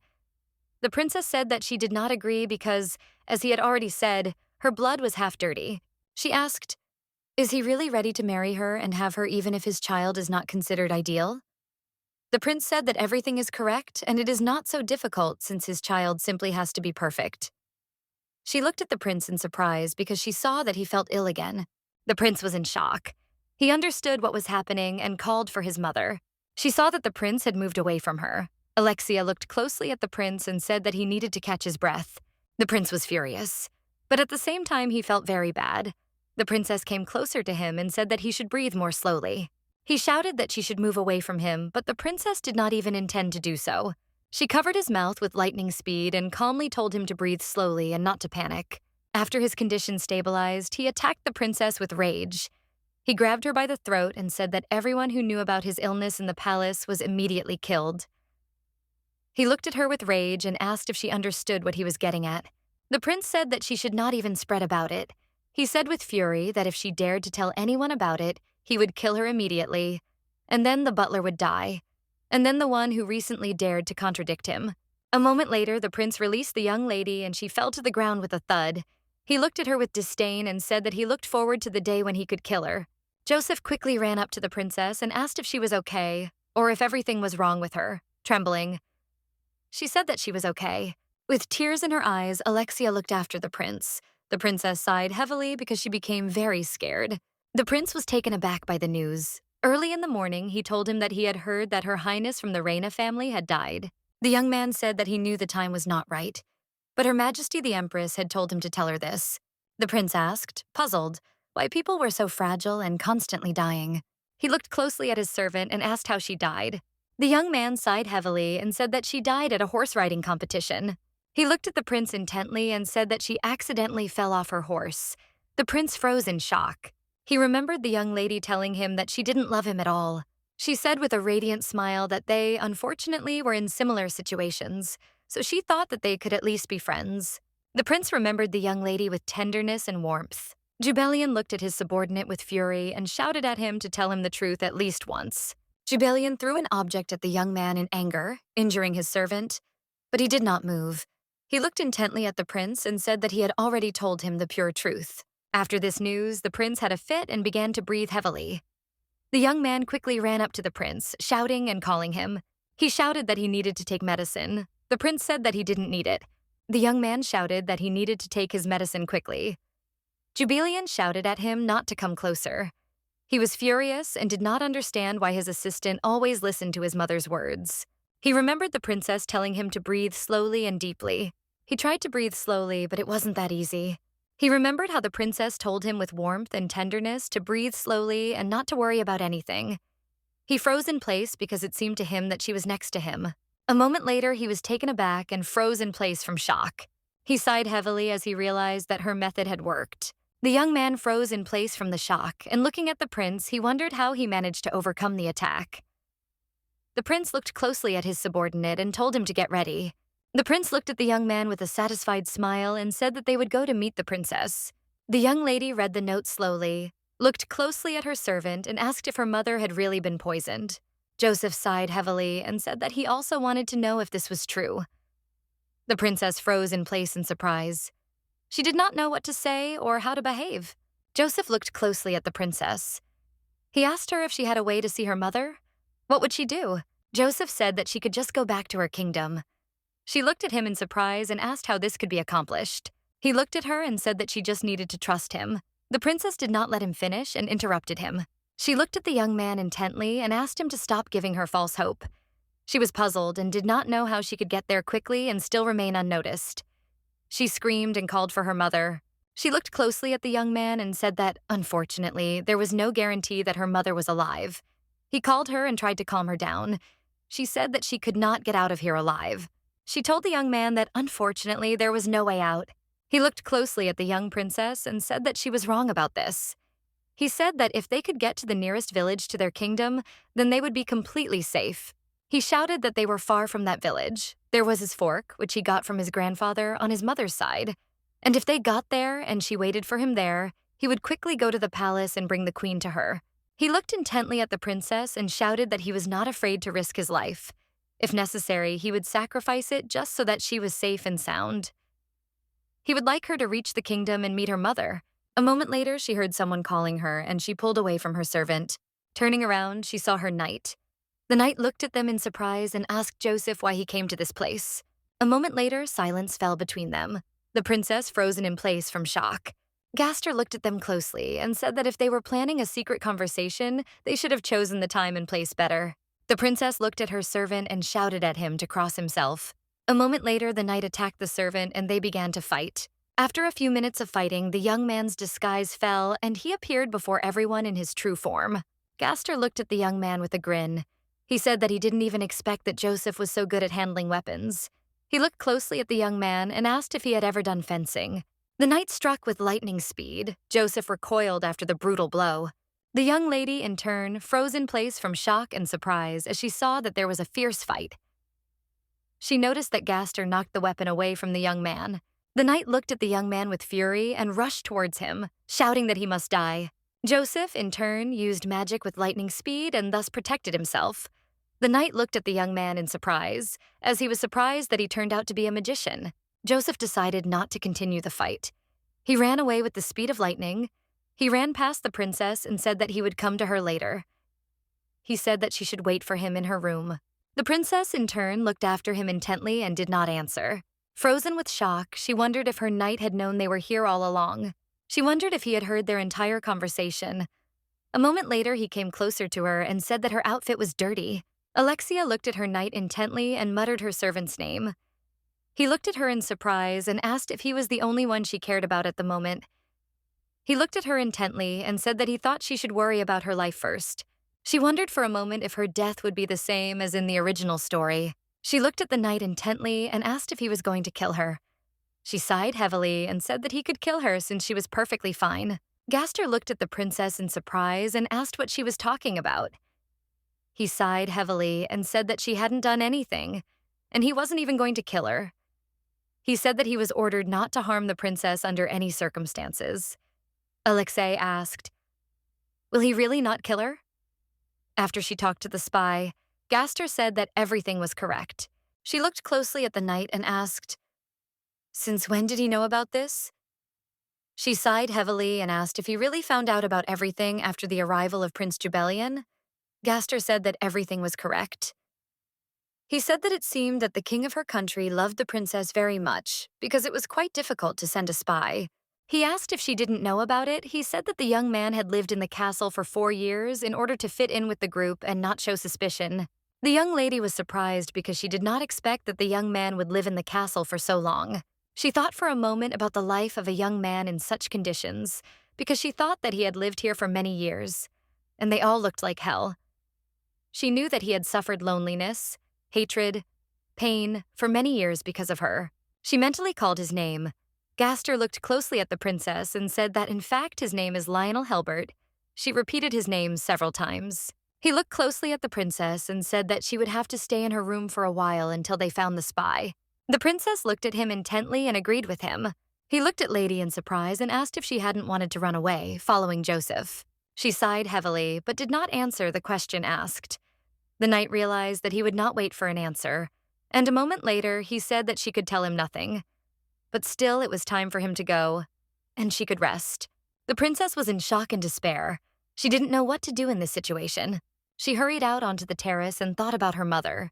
Madame looked closely at her daughter and said with a soft smile that her father would come soon. But young Alexia knew that this was just a funny story. Some waited their whole lives, and some ignored those who waited their whole lives. She smiled and told her mother that this was exactly how it was. Then the young lady was very happy. She knew that even if her father never wanted to see her, didn't want to know how she was, she had a mother who hugged her warmly. So the only thing that mattered to her now was her mother, whom she loved very much. The young lady did not want to die at all, according to the novel, but she knew that if she could protect her mother with her death, then she was completely willing to do so. She knew that if she managed to get out of the castle, then her friend would help her take her mother. She knew that if everything worked out, she would definitely leave the castle. A moment later, she froze in place in surprise as she saw a young man. She looked at him intently and asked in surprise how he managed to climb onto the terrace. He looked at the princess intently and said that they should leave quickly, since in a few days a ship would arrive that would cross the border. Alexia sighed heavily and said that she would not go. She looked at the young man intently and said that he would not be caught if he ran away alone. He sighed heavily and said that he would not go anywhere without her. Alexia looked at him intently and told him to stop. She said that if she went with him, he would be in danger. She asked him to leave and save her mother. She looked at him intently and said that the most important thing was that he save her mother and take her to a safe place. She turned around and went to her room, but the young man called her. He sighed heavily and, turning his gaze away from the princess, said that it was too late. She froze in shock and surprise, but a moment later she looked at the young man with a look of surprise. He said that he knew that this would not be an easy path. He took the princess by the hands and asked her to trust him. He said that he would not let anyone harm her. Alexia was in shock. She didn't understand what was happening. She called him. Moments later, he told her to stop and be quiet. Frozen in place, they stared at the door. He quietly said that there was someone behind the door. They heard young people who hoped that the princess was sleeping. They entered the room and looked closely at the princess, who was pretending to be asleep. The young knights were furious. They were disgusted to be in the room where the princess was. They wanted to do everything quickly because they knew that the guards would come soon. They wanted to do everything quickly before she woke up. The young lady was puzzled and jumped out of bed with lightning speed as she realized that they were approaching her. A moment later, they heard a noise and looked closely at the bed on which the princess had recently been lying. The young people were furious because they realized that there was someone else in the room. The princess looked at the young people with fury and asked who they were and why they had come to her room. The young man looked at the princess intently and said that if she agreed to follow them quietly, nothing bad would happen. He said that he promised her this. She looked at him intently and asked why she should blindly believe his words. He sighed heavily and looked angrily at the princess, because he knew that just a little bit more and their plan would have succeeded. Alexia looked closely at the young man, as she had already seen somewhere before the sword that was in his hands. She looked closely at him and said that he was the knight who followed the prince. Z's hand with lightning speed and fury, and said that he really hoped that he wouldn't be so bored playing with her. The princess looked at the young man with fury and said that even if she seemed weak to him, she would not tolerate such rude treatment. Alexia angrily hit the young man in the face. He was shocked because he did not expect such a thing. He looked at the princess with anger because he saw that she was behaving very fearlessly. He looked at her with contempt and asked if she didn't understand who was standing in front of her now. The princess said that if he didn't let her go right away, She would call the guards. The young man looked at the princess with a grin and said that she was very stupid to think that the guards would take over and help her. She looked at him and said that she would tell them that he tried to harm her. The young man looked at the princess with fury and began to draw his sword. He shouted that she was talking too much. The princess, in turn, froze in place. She was afraid that she would be killed now. The princess was shocked. She knew that it was very dangerous. She recoiled when the young man began to attack her with a sword in his hands. The young man looked at the princess with fury and a grin. He was amused by the game. He attacked her slowly. While her friend was under the bed, the knight ran with the speed of lightning as he wanted to catch the princess. The princess was lying under the bed with her friend. Alexia trembled with fear as he covered her mouth with his hand. A moment later, the young man caught the knight, preventing him from attacking the princess. His friend was shocked. He did not expect to see a young man. Meanwhile, the young lady stood quietly to the side and trembled with fear. She closed her eyes so as not to see what was happening. Sometime later, she opened her eyes because she heard her friend calling her. She looked closely at the young man and asked if the knights were no longer here. He looked at the princess and said that they had run away with their tails between their legs. Joseph looked at her closely and said that it seemed that they had decided to send assassins after her. He sighed heavily and, looking at the princess, said that, unfortunately, she could no longer trust anyone. She said that her knight was somewhere nearby. She wondered if there were more of Jubilian's people outside. He looked at the princess closely and said that there was no one outside now. She sighed heavily and said that was very good. The princess told her friend that he had already been seen and they should separate. He shouted that this was too reckless. He said that she must be safe, and for this reason she should go with him. He sighed heavily, and looking at the princess, said that he did not even know which of them was more reckless. Moments later, he changed his appearance. She looked at him in surprise and asked if this disguise would be enough. Sometime later, they walked slowly through the castle. Fortunately, no one approached them. The princess slowly left the castle. She looked closely at her friend and asked if he could lend her a dagger. He looked at the princess and said that he would do it, but she must be careful with him. He said that she must not get hurt. The young man looked at the princess in bewilderment as he did not understand why she needed a dagger. Moments later, she cut her finger. He looked at the princess in surprise as he was not prepared for something like this. She looked at him in surprise and created everything, asked if this was really another illusion. She asked him if her father had told him to come here. He sighed heavily and said that it was not so, since he had come of his own free will. She said that she had decided to trust him, so he should answer honestly. She asked why he suddenly wanted to accompany her home.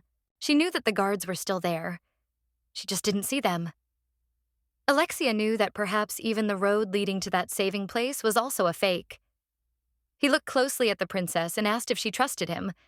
Then why couldn't she trust him without asking? The princess looked closely at the young man and said that she really wanted him to be safe. She said that he had almost died several times. Even when she ran alone, he miraculously managed to escape. She said that he himself should understand that he would not be able to do this with her. She said that it would be easier for him if he went alone. She looked intently at the young man and said that she would get to the mansion herself, so he could go without her. The young man sighed heavily and said with a smile that it seemed he would have to tell her the whole truth and bring her into the present. He smiled and extended his hand to her. She smiled and agreed to his demands, but a moment later she heard a sound. She froze in surprise as she realized that the magic had already been broken. He looked at the young princess and called her. The young man was very scared. He shouted that she should hide behind him. The prince looked at the young man with fury and said that he had finally found him. He looked intently at the princess and said with a smile that they had not seen each other for a long time. Alexia looked at her future husband with a smile. All she could do was call him by name. But a moment later, there was dead silence between them. Joseph was shocked because he saw that his friend was next to the prince. The prince looked at them with fury and asked where they were going to go. The princess looked at the prince intently and said in a calm manner that she was going to an estate located near the village. He looked at her intently and said that it looked very much like that very road. He said with a grin that it looked like she was lying very beautifully. The princess looked at the prince intently and said that she was under the influence of magic and did not recognize that she was following the wrong oat. It was for this reason that she didn't want to run away at all in the first place. She knew that even if she tried to explain everything to him, her words would sound like a pathetic excuse. He looked closely at the princess and asked if she had been poisoned since she was ill. She said that she had not been poisoned at all and that she had only hallucinations. The prince looked closely at the princess and asked if they were trying to harm her under their influence. She sighed heavily and said that this was not so. The prince looked closely at the young lady and said that if she was not poisoned, then she was simply crazy. He shouted furiously that it was all very funny. He said that her father's knights had turned into corpses, and she was just an impudent rat who was suffering from hallucinations. The prince looked at the young man with fury and said that the main character of this disgusting scene was a spy who was furiously trying to protect his princess while killing his people. The prince looked at the young man with cold fury and said that he knew perfectly well whose territory he was on. He did not understand how the young man dared to kill his man. The prince told the young man that it seemed he could already guess that the price of such an offense was inevitable death. With lightning speed, the prince began to attack the young man. Joseph managed to dodge. The young lady, in turn, fell to the ground nearby. She froze in shock on the spot. The princess was very afraid and trembled. She watched the battle scene with horror. She didn't know what to do in this situation. She looked closely at her friend and called out to him as she was very worried. She saw that he was breathing heavily and that he was feeling unwell. The prince looked at the young man with a grin and said that he looked like he had used a scroll of destruction. He asked him with a grin if this was all that the best warrior could show. Alexia, in turn, understood perfectly well that she did not want to die now. It was here that she understood perfectly well that she needed to run as quickly as possible. The prince was very frightened and excited. He called the young lady. She turned around when he screamed. A moment later, Joseph grabbed the princess. He put a knife to her throat. Looking at the prince, he said that if he took even one step, he would kill her. The prince looked at the young man with surprise and bewilderment and said with anger that it seemed he so strongly desired death. He was surprised that the knight of the kingdom, instead of protecting his princess, took her prisoner. The prince told the young man that it would be better for him to stop this nonsense and quickly let her go. Joseph quietly told the princess that she must forgive him. Alexia, in turn, did not answer him, but trembled with fear. Joseph looked at the prince with fury and asked what difference it made. He shouted at the prince that the princess had been sent to die anyway, and it made no difference now who did it. He shouted to the prince that if he wanted her to survive, he must not come any closer. The prince froze in place for a moment. The prince understood perfectly well that this was all a simple manipulation. He slowly stepped forward and took one step. At the same time, Joseph made a cut on the princess's neck. Alexia involuntarily screamed. The prince saw this sight. His eyes blazed with rage. He quickly ordered his knights to stop. The knights shouted to the prince that it was very dangerous, but he shouted for them not to move and not to do anything. The prince looked intently at the young lady and called her. She looked at him in surprise, frozen in place. She wondered why he was calling her in such a sad voice. She remembered the scene from the novel when the prince shouted angrily at the princess and said that there was no one else and she would be killed right now. She looked intently at the prince. She knew that he was a very cruel man, but she did not understand why he was sad. Alexia looked intently at him and called tenderly. At the same time, the prince cried out, and with rage and despair, he called for the princess. Due to the furious outburst of anger, his power went out of control. Joseph was shocked because he did not expect this. With the speed of lightning, he grabbed the princess and quickly ran into the forest. But in turn, the princess reached out to the prince. She heard him calling her, but it was all in vain. The young man ran away in a hurry with the princess in his arms. A moment later, he accidentally tripped and dropped the princess. Alexia fell to the ground with a crash. She screamed as if she was in great pain. Joseph looked closely at the princess and asked worriedly if she was okay. She sighed heavily and looking at her friend said that she was fine and asked how he was feeling. Joseph sighed heavily and said that he was fine too. The princess said with sadness in her voice that she needed to return to the castle immediately. He looked at her in surprise and said that returning back to the castle would be very dangerous. She knew this. He looked at her intently and said that they had to go. She froze in place, not knowing what to do. A moment later, she said that she didn't want to go anywhere at all. He looked at her in surprise and asked if she didn't trust him anymore. The prince looked at the knight and asked if he had checked the entire stable. The knight said that all the horses were in their places, but the carts were badly damaged. He said that the wheels were also missing. The prince listened carefully to the report and was very irritated. A moment later, he looked with cold fury at the knight who lay beside him. He looked at the knight closely and said that since the horses were not touched, it meant that they had run away on foot. He looked at the young man and asked with cold fury in his voice why the carriages were broken. He struck the young man, who froze in shock and, trembling with fear, said that he knew nothing. Turvian P looked at the young man and asked where his friend had taken the princess. He dealt him blow after blow. The man looked closely at the prince and said that the interrogation was dragging on. He said that at this rate the young man would not answer the questions and would simply die. Turvian S told the man not to worry about it. He looked at the young man with cold fury and said that he had no intention of killing him at all. The man understood perfectly well that, judging by the prince's look, this was exactly what he was about to do. The prince grabbed the young man by the throat and he froze in place from pain and shock. The prince looked at the young man with a grin and told him to choose between drinking all his blood and cutting him into pieces, or making him rot alive. He looked at the young man with a sneer and said that he should not worry, since he had a chance to save his life. He looked at the young man with anger and said that he would ask again, and it would be the last time. He wanted to know where his friend planned to take the princess. The young man screamed. He didn't understand why he cared about them at all. He screamed that for all of them, she was nothing more than a toy. He screamed that they would simply kill her. The prince sighed heavily and, looking at the young man, said that this was simply ridiculous. He told the young man that he didn't even have to make him laugh, since he knew that they didn't care about the princess.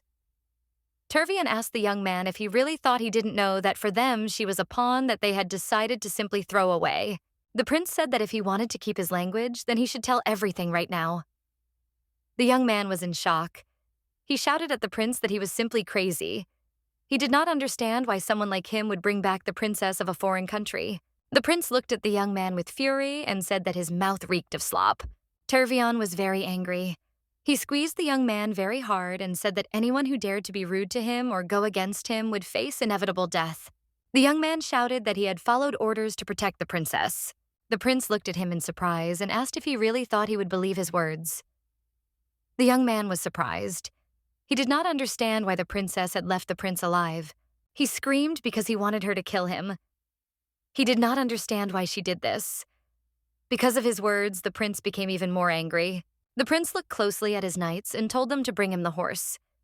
He said that they needed to find them before they left the forest. Ludwig looked at the prince and said that he could release the hunting dogs on them. The prince said that they did not need any hunting dogs since he himself would go looking for them. Ludwig was shocked. He did not expect to hear something like this. He shouted to the prince, but it was all in vain. Ludwig looked at the prince intently and said excitedly that an army had been sent from the center. The prince looked at him in surprise and asked why they had done this. Ludwig said that for disobedience to orders and treason, he said that the prince should also be urgently taken to the capital. The prince looked at the man in surprise and asked who could have reported him. Ludwig said that he knew nothing about it. The prince told his friend that, judging by his reaction, it could only be his brother.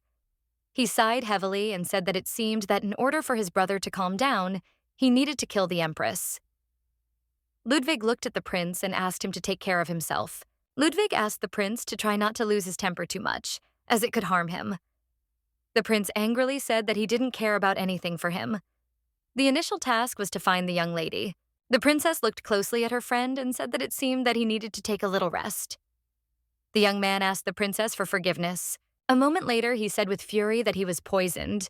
Joseph was angry with himself. He didn't understand how he dared to put her in danger. She sighed heavily and said that the most important thing is that they are trying to move on and they are still alive. Joseph said that if they move on, they will finally reach shelter. Sometime later, they finally came to the hut. She looked closely at the small house and said that it looked like they had arrived. Sometime later, the young lady lit a fire in the room to warm herself. Meanwhile, Joseph was writhing in pain. The princess looked at her friend with excitement and called him. The young man smiled and looked intently at the princess.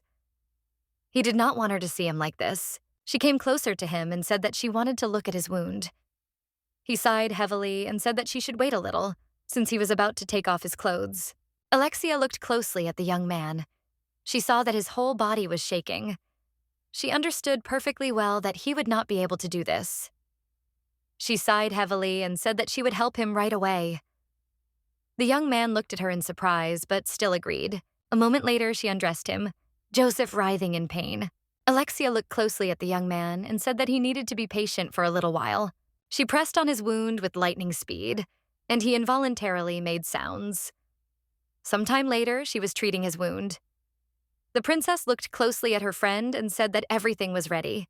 Joseph looked at the princess in surprise and said that the passerby had already treated and bandaged wounds before. Alexia sighed heavily and said that her mother was often sick, so no one cared about them, and she had to take care of her. She said that she stole potions, medicinal ones, which they would never give to her. He sighed heavily and, looking at the young lady, asked if she was really offended by the king. The princess did not answer the question asked, but a moment later she said that she did not care now and she did not care anymore. She said that there were times when she felt at least something for him. Alexia said that she had no other choice but to leave the country at the whim of her father. She sighed heavily and said that she still plans to come back someday. The young lady said that now all she had left of her family was her mother, and she didn't want to see anyone else, and the others in the family had long been dead to her. She said that she thought that she, the little one who once dreamed of a complete and happy family, was just a fool. Joseph looked at the princess intently and said that she was not stupid at all. He said that she should not talk about herself like that. The princess smiled and asked if he was really speaking honestly now. He looked at her intently and said that it was exactly like that. Joseph looked closely at the princess and said that she had the right to be happy. Alexia froze in place in surprise. She did not expect to hear such a thing. She smiled and asked if a knight could really put such a sweet meaning into his words. She smiled and said that he could be expelled from the kingdom's knights. Joseph slowly reached closer to the princess and touched her face. Alexia froze in surprise on the spot. He asked for forgiveness for hurting her. He hoped that there would be no scar. The princess looked closely at the young man and said that he should not worry, as everything was fine. She said that he should take better care of himself, as he needed quick treatment. She said that he should rest. He pulled her hand. The princess looked at the young man in surprise and called him by name. He looked at her intently and said that his name was actually Rayanal. She looked at the young man in surprise and called him by name. He froze in place. She said his real name softly and with a smile several more times. He smiled and, looking at the princess, said that everything was correct. The young man looked at the princess intently with a smile on his face, but a moment later he let go of her hand. He glanced sideways at the princess and said that they needed to hurry before it started raining again. She was surprised and looked at him as she was very worried. The princess said that he had a high temperature. She said that he should rest a little more. He sighed heavily and said that if they stayed for a long time, it might become dangerous to move on. She sighed heavily and said that she understood everything. The princess said that they needed to change before leaving. She looked closely at the scrolls and asked if she could use this. He turned around and asked what she was talking about. The young lady sat quietly on the ground and hugged the scrolls tightly. The young man was shocked because she was almost naked. The princess was taken aback and said that she would cover herself now. A moment later, the princess handed over all her scrolls to the young man. He looked closely at the scroll and said that they were enchanted, and for the magic to work, you needed to know the seed word. She froze for a moment, not knowing who had done it, but suddenly she remembered the prince. He looked closely at the young lady who spoke the words that could be used. He smiled and said that it all depended on the person who wished to use the scroll, and he could not know it. A moment later, they realized that they could do nothing with the scrolls. They slowly left the hut. The young lady turned around sadly and looked at the hut, as she had not wanted to run away in the first place. She wondered if she had gone back and changed her mind. How many people in the castles would have believed in her innocence? She knew that if she got away from dangerous places, she would live in peace. She hoped that she could avoid the terrible end of the original story. She wondered how she would feel when she got there. The young lady stood quietly behind the door and watched Ophelia. She knew that Ophelia was very good. She looked like an angel and kept smiling in a friendly way. And her father liked all this very much, and he hugged her tightly and kissed her. But for a moment, she seemed very frightening to her. The madam looked into the distance with empty eyes and asked if His Majesty had arrived. Alexia looked at her mother and said that unfortunately he did not come. Madame said with a smile on her face that she heard that the king was coming to her. She asked her daughter if she could bring her some beautiful clothes. The girl looked closely at her mother and said with a smile that she did not need anything, since she was already beautiful. Madame asked her daughter to bring her a mirror. Since she wanted to look at herself, she said that she really liked the way she looked now. Alexia slowly brought her mother a mirror. Madame looked into the mirror with admiration and admired herself. She looked at her mother and said with a smile that the king was with Ophelia in the garden again today. She asked her mother whether she had listened to her or not. Looking at her mother, she said that when she saw her like this, old memories came back. She said that in fact she had a previous life, and she knew the story in advance from a book. She asked her mother with a smile on her face if she could even believe it. A moment later, she arched her back and said that it was probably just a dream. She said that she must have started seeing strange things because she was hungry. She spoke about her mother, that she felt very bad, because she would have to die before Ophelia met that man. The young lady woke up from the sound of her mother calling her.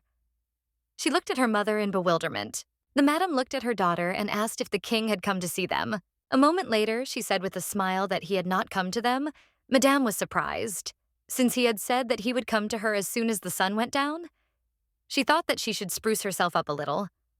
Alexia told her mother that he, Z, and all this time never came to them. Alexia hugged her mother tightly and said that she saw that there was a free carriage now. She asked her mother if they should try to escape. She said that they would succeed. She told her mother that she should comb her hair even if she didn't like it. She asked her mother if she would go with her. Madam smiled and said that plum was his favorite fruit. She asked her daughter if she could spray her with plum perfume. The young lady was furious. She screamed that father would not come to them. She screamed that he never intended to come to them, and he would not even come to them even if she died. The madam looked at her daughter with fury and told her to shut her mouth. The young lady froze in place in surprise, as her mother had never treated her like that before. The madam looked at her daughter with fury and asked how she dared to say such a thing. She said that the king himself told her that he liked her. She said that she even has a child from him, and no one will dare touch this child, because this is proof of his love for her. She said that when he comes to her, they will leave that big palace. She said that no one will be allowed to touch her until that moment. The young lady was in shock.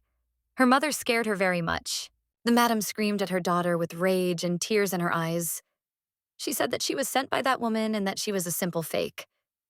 She screamed and begged for someone to save her and help her. Alexia, in turn, decided that she needed to quickly run away from her mother. She ran as she understood that she needed to run away as quickly as possible. She knew that if she ran away, then she would escape her sad fate. She froze in place when she saw the carriage. She knew that if only she could get on, she could escape. The young lady stood frozen in place. She didn't know what to do. At the same time, the madam was screaming and calling for her daughter. She was very confused, did not understand where she had gone, and in a fit of anger, she accidentally cut herself. Alexia, in turn, stood on the street and cried bitterly. The maids whispered among themselves, wondering if the woman really wanted to stage the disappearance of the child. They said that she was crazy, but they were amazed by her actions. They said that the young lady was of royal blood, but she had long since lost favor. The madam looked intently at her daughter and called her. The madam asked her daughter where she had run off to, as she was very worried about her. She looked intently at her daughter and, hugging her, said that she should not go anywhere anymore. The young lady, in turn, looked at her mother with tears in her eyes. She was furious because she understood that fate had bound her completely, and whether it had predicted that she would not be able to escape at all. She was furious because she understood that her fate had already been decided long ago. The young lady moved slowly. A moment later, she stopped and looked intently at the young man. He, breathing heavily, told the princess that she must go on her own. He said that he would follow her a little later. He said that she should leave him and go forward. She looked closely at the young man, as she understood his condition. The princess sighed heavily and said that in that case she should go on. She said that as soon as he had rested, he should catch up with her. She understood perfectly well that if he were in her place, he would have done the same as she did. The princess looked closely at the young man and said with a smile that he must definitely survive.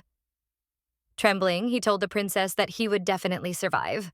The princess, in turn, left him with a heavy heart and moved on. She really wanted God to help her. Then her cursing and indignation would stop completely. She was in shock and wondered if she was going to die in the forest. She was running through the forest when she accidentally tripped and her son fell to the ground with a crash. She was puzzled and knew that this was not a funny joke at all. The young lady ran with the speed of lightning, and when she turned around, she saw that a beast was chasing her. She was shocked because she saw a pack of wolves behind her. The princess with the speed of lightning without a sting. A moment later, she froze in shock, as she did not understand why she thought of this now. She knew that she still had one chance to save herself. She knew that he simply couldn't be meant for Ophelia. She remembered how the prize said that no one could kill her as long as he was around. She cried out his name with the speed of lightning, and a bright light rang out throughout the forest. The young lady, in turn, froze in surprise when she saw the prince in front of her. He looked at her in surprise and called out. The prince slowly approached the princess. He was very glad to see her. He looked intently at the princess and said that she called him.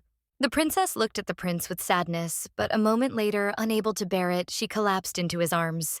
The search for the princess was successful, and she was eventually found. He was glad that he had arrived before the king's army. In the castle, the knights of the two princes began to actively show their hostility towards each other. This happened because of the emperor's army, which was supposed to arrive in a matter of days. According to Ludwig, his words were twisted. The prince was furious, because now he understood what really happened.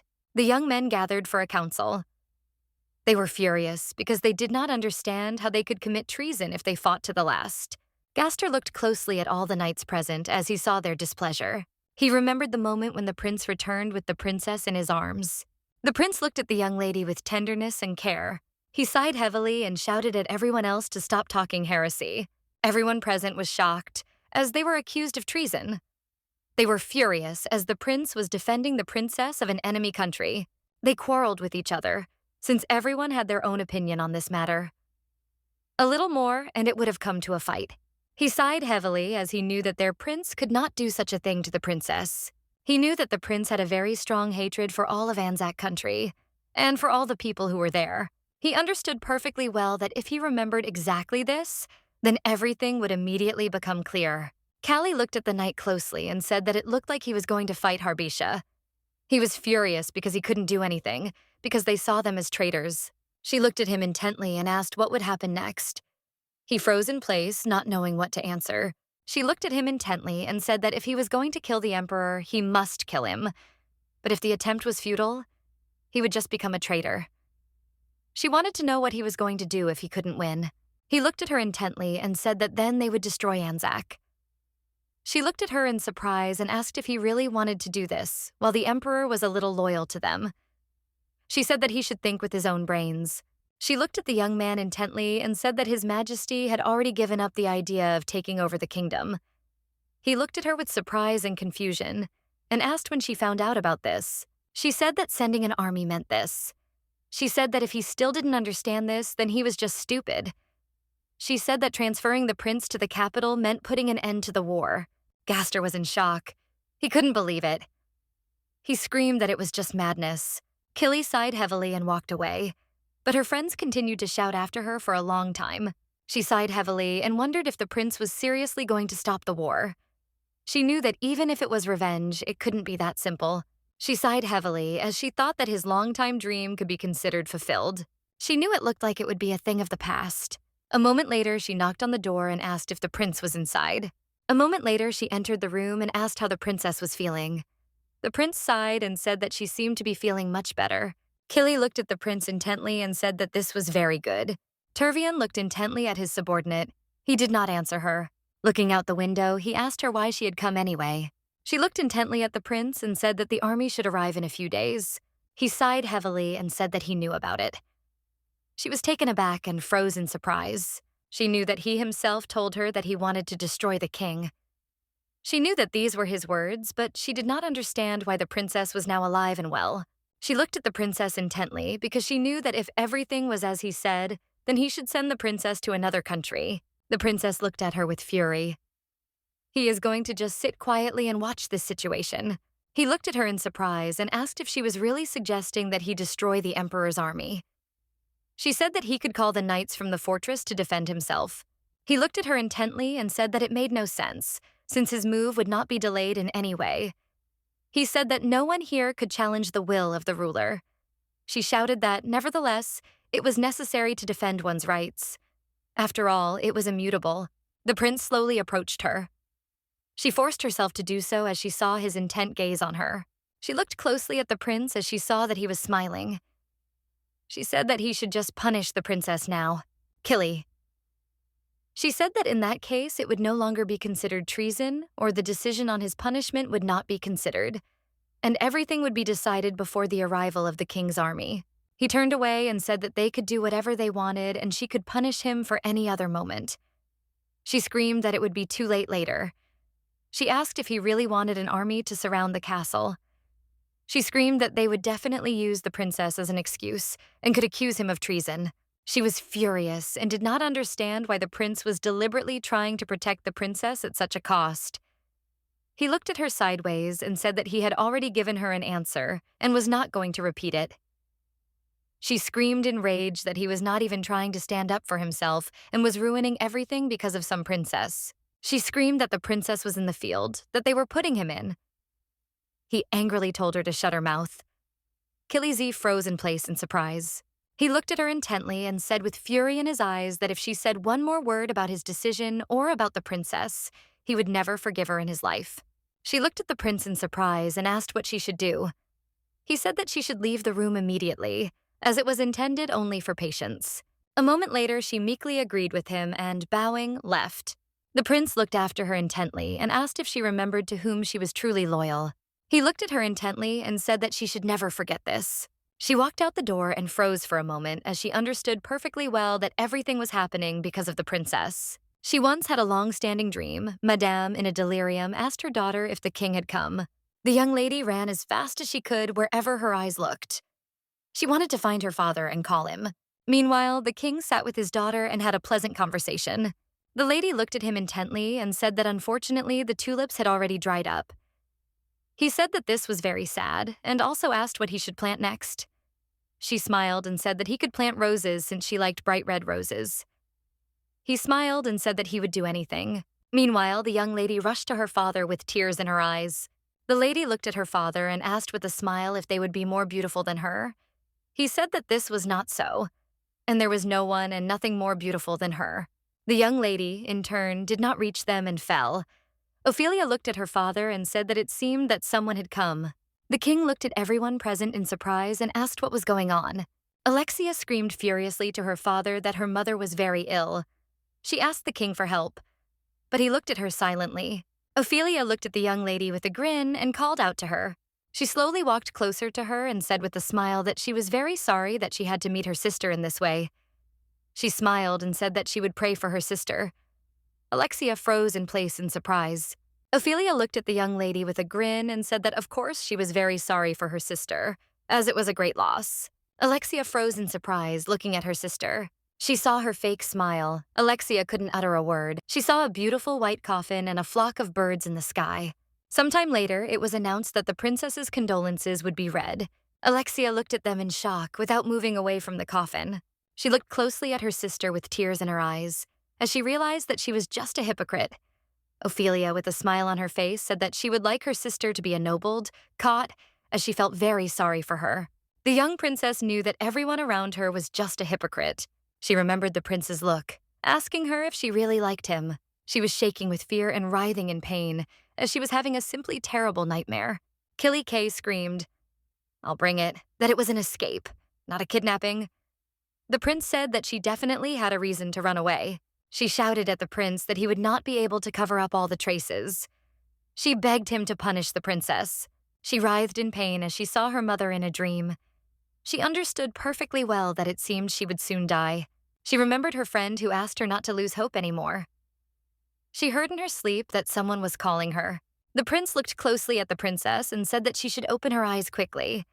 She woke up from a terrible nightmare that had tormented her for a long time. The young lady woke up and saw a strange man in front of her. She froze in horror. The young man looked closely at the princess and said that her body temperature had returned to normal. A moment later, he said that she was fine and there was no need to worry. The princess froze in place. She understood that she was saved. She remembered the moment when the prince hugged her. She froze in place as she wondered where the prince was now. She wondered if her friend was safe, as she was very worried about him. The young man looked at her intently and said that he was a priest and she did not need to be afraid of him. He looked at her intently and, sighing heavily, said that it seemed that all the people here did not know how to listen at all. Killy looked at the priest intently and asked if he had finished his examination. He said that he had finished everything. She looked at the priest intently and asked if the princess needed to go to bed already. The priest was shocked by such words. He looked at her intently and said that she was behaving like a little child. She sighed heavily and said that he was only saying that because she had been lying in bed for several days. The princess stood frozen in shock, looking at Killy. She could do nothing. Killy looked at the princess and asked if she wanted water. The princess turned her gaze away from her and said that she did not need anything. She looked at the princess and said that several days had passed since she fainted. She said that she thought the princess could not have known about such a thing, but during this time, while she was unconscious, a lot of things had happened. She looked at the princess and said that she had promised not to do anything stupid, but in the end, she had made a mistake of great proportions. The priest looked at her intently and said that she should stop arguing with the patient. She looked at the princess with anger and said that she had made a huge mistake and that she was no longer a patient but a sinner. She walked away from them in anger. Killy was very angry with the princess because she understood that she made a huge mistake, and now because of her, they all have problems. The young lady, in turn, knew that she was not yet a criminal, but would soon become one. She sighed heavily because she knew that at least she was alive and everything could be fixed. She knew that the prince had found her and seemed to have decided to let her go. She told herself that it was not that easy. He did not want to give her a chance to die in the forest. She knew that he would criticize her. The princess looked at the priest and asked where the prince was now. The priest looked at Killy and asked how she was feeling now. She looked at me in surprise and asked if he really meant her peace of mind.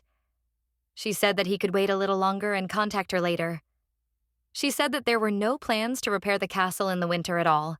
He looked at her in surprise and asked if she was joking. A moment later, the prince entered the room and everyone greeted him. The young lady, in turn, froze in shock on the spot. As she realized that the prince had come to her, the prince asked the priest how the princess was feeling. The priest said that it seemed to the community that her health was safe and she had managed to avoid pneumonia. However, it seemed that it would take some time for her health to recover because her body was very weak. The prince asked if she was still unconscious. The priest said that the princess had just woken up. While he was checking her condition, she froze in place, listening to their conversation. The prince slowly approached the princess. She looked at him intently, as she was very scared. The prince asked the priest if the treatment was finished. The priest said that he had finished everything. The prince looked sideways at the priest and said that in that case, he could go. The priest said, "I will bring it, that since the princess is in a weakened state, it is better for them to postpone all conversations." The prince angrily told the priest to leave. A moment later, everyone left them and they were left alone with each other.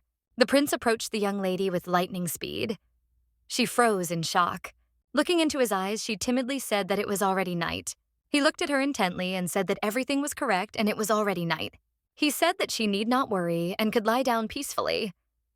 The princess sighed heavily and, looking at the prince, asked if he was really going to kill her.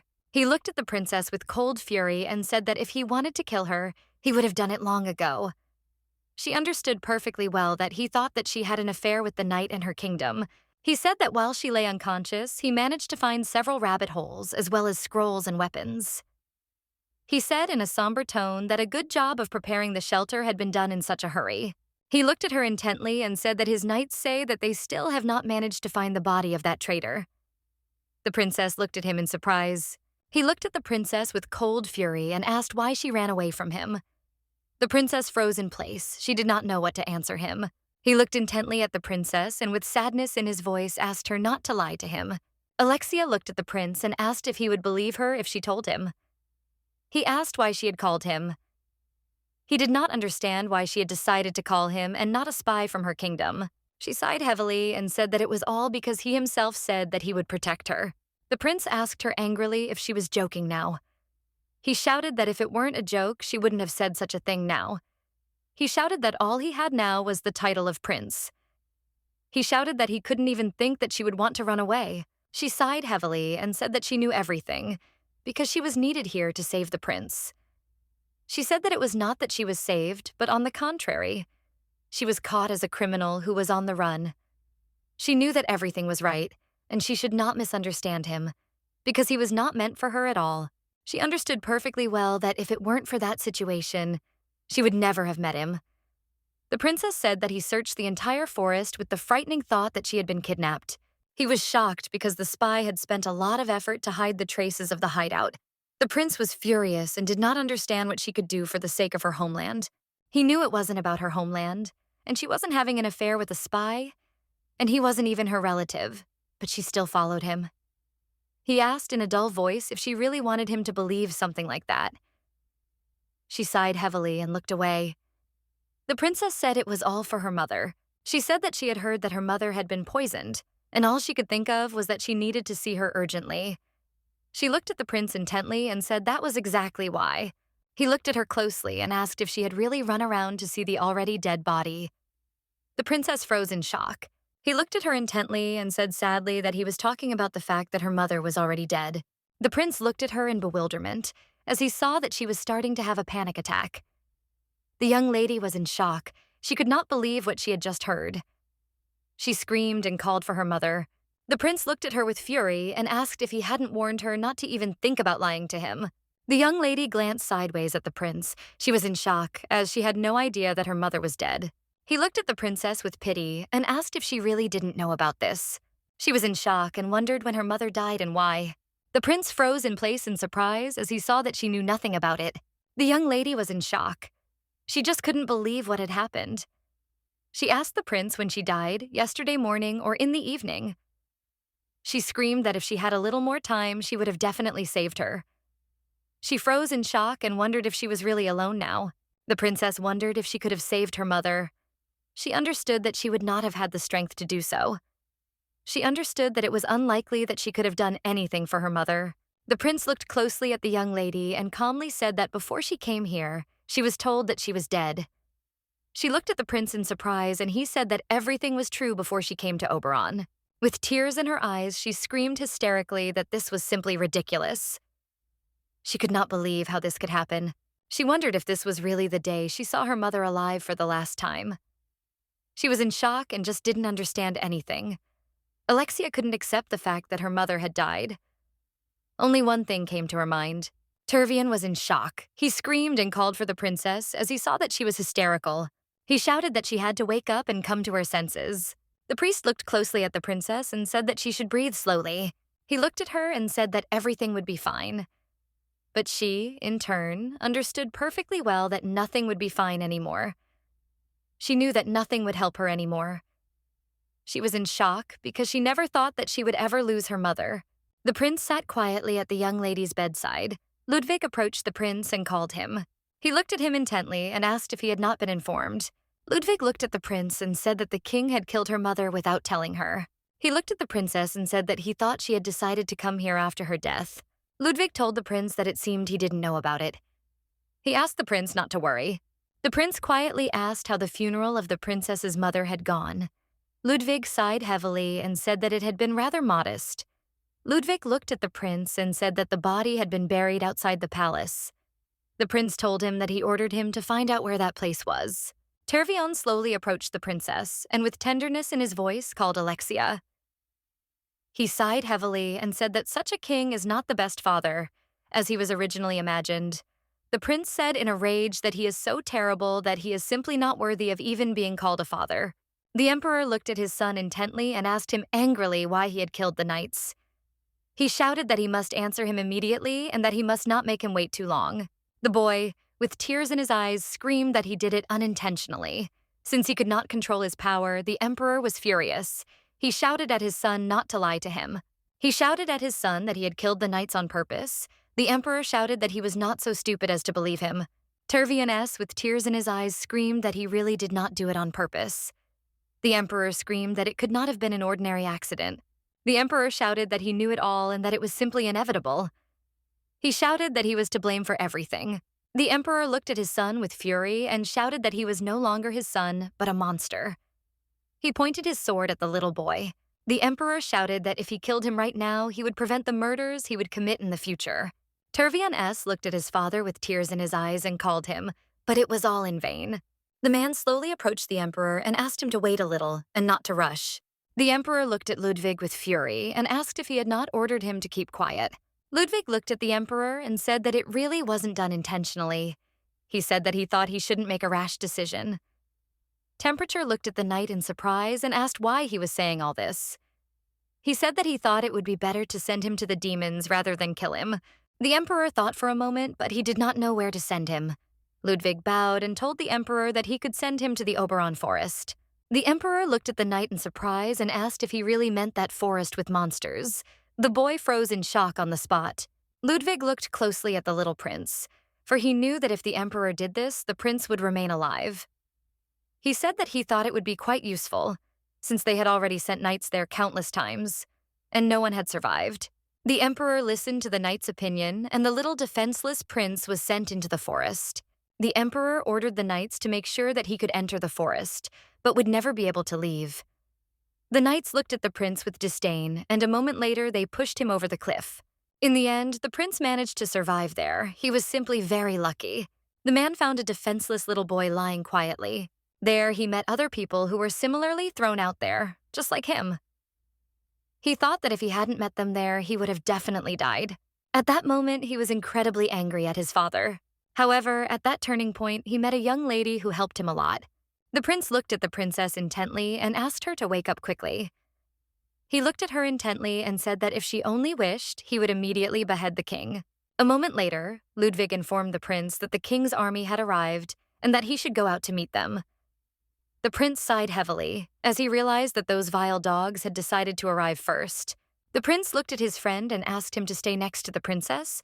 Ludwig said that he would do everything. The prince looked at the princess and asked his friend not to leave her for a moment until he was by her side. The prince sighed heavily and said that it seemed that the king's army had arrived. He was very sorry that he had not been able to kill his brother, and the plan to seize the estate had also failed. He knew that now everything should be left to the king. He looked at his subordinate and said that his mother had indeed played her role beautifully. The man said that he had heard that the king's army was hostile. The prince was thinking. He wondered if his brother would chicken out. He wondered if it was all worth it to get just one kingdom. The man looked at the prince and said that most likely he simply wanted to take over the kingdom and the princess. The prince said that the woman would definitely be punished and would not be able to escape it. He knew that the punishment would not be easy, and most likely she would be executed. He said that he needed to see the king's army before his brother. The king's personal servant introduced himself and greeted the prince. The prince looked at the man with fury and said that it seemed that it had been difficult for him to make this long journey.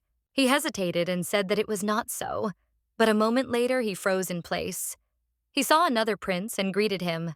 The young man looked at them intently and said, "You have a letter with an order from the emperor." Jubelian looked at his brother with a grin and said that it looked like the monster had played himself out. Turvian looked askance at his brother and asked if he was really talking about himself. He looked at his brother and said with a grin that he thought he was still sleeping.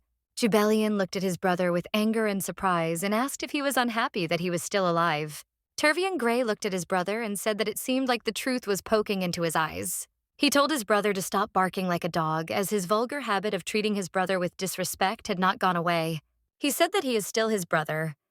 He said that he is just a dog empress, but he controls his life with a dream.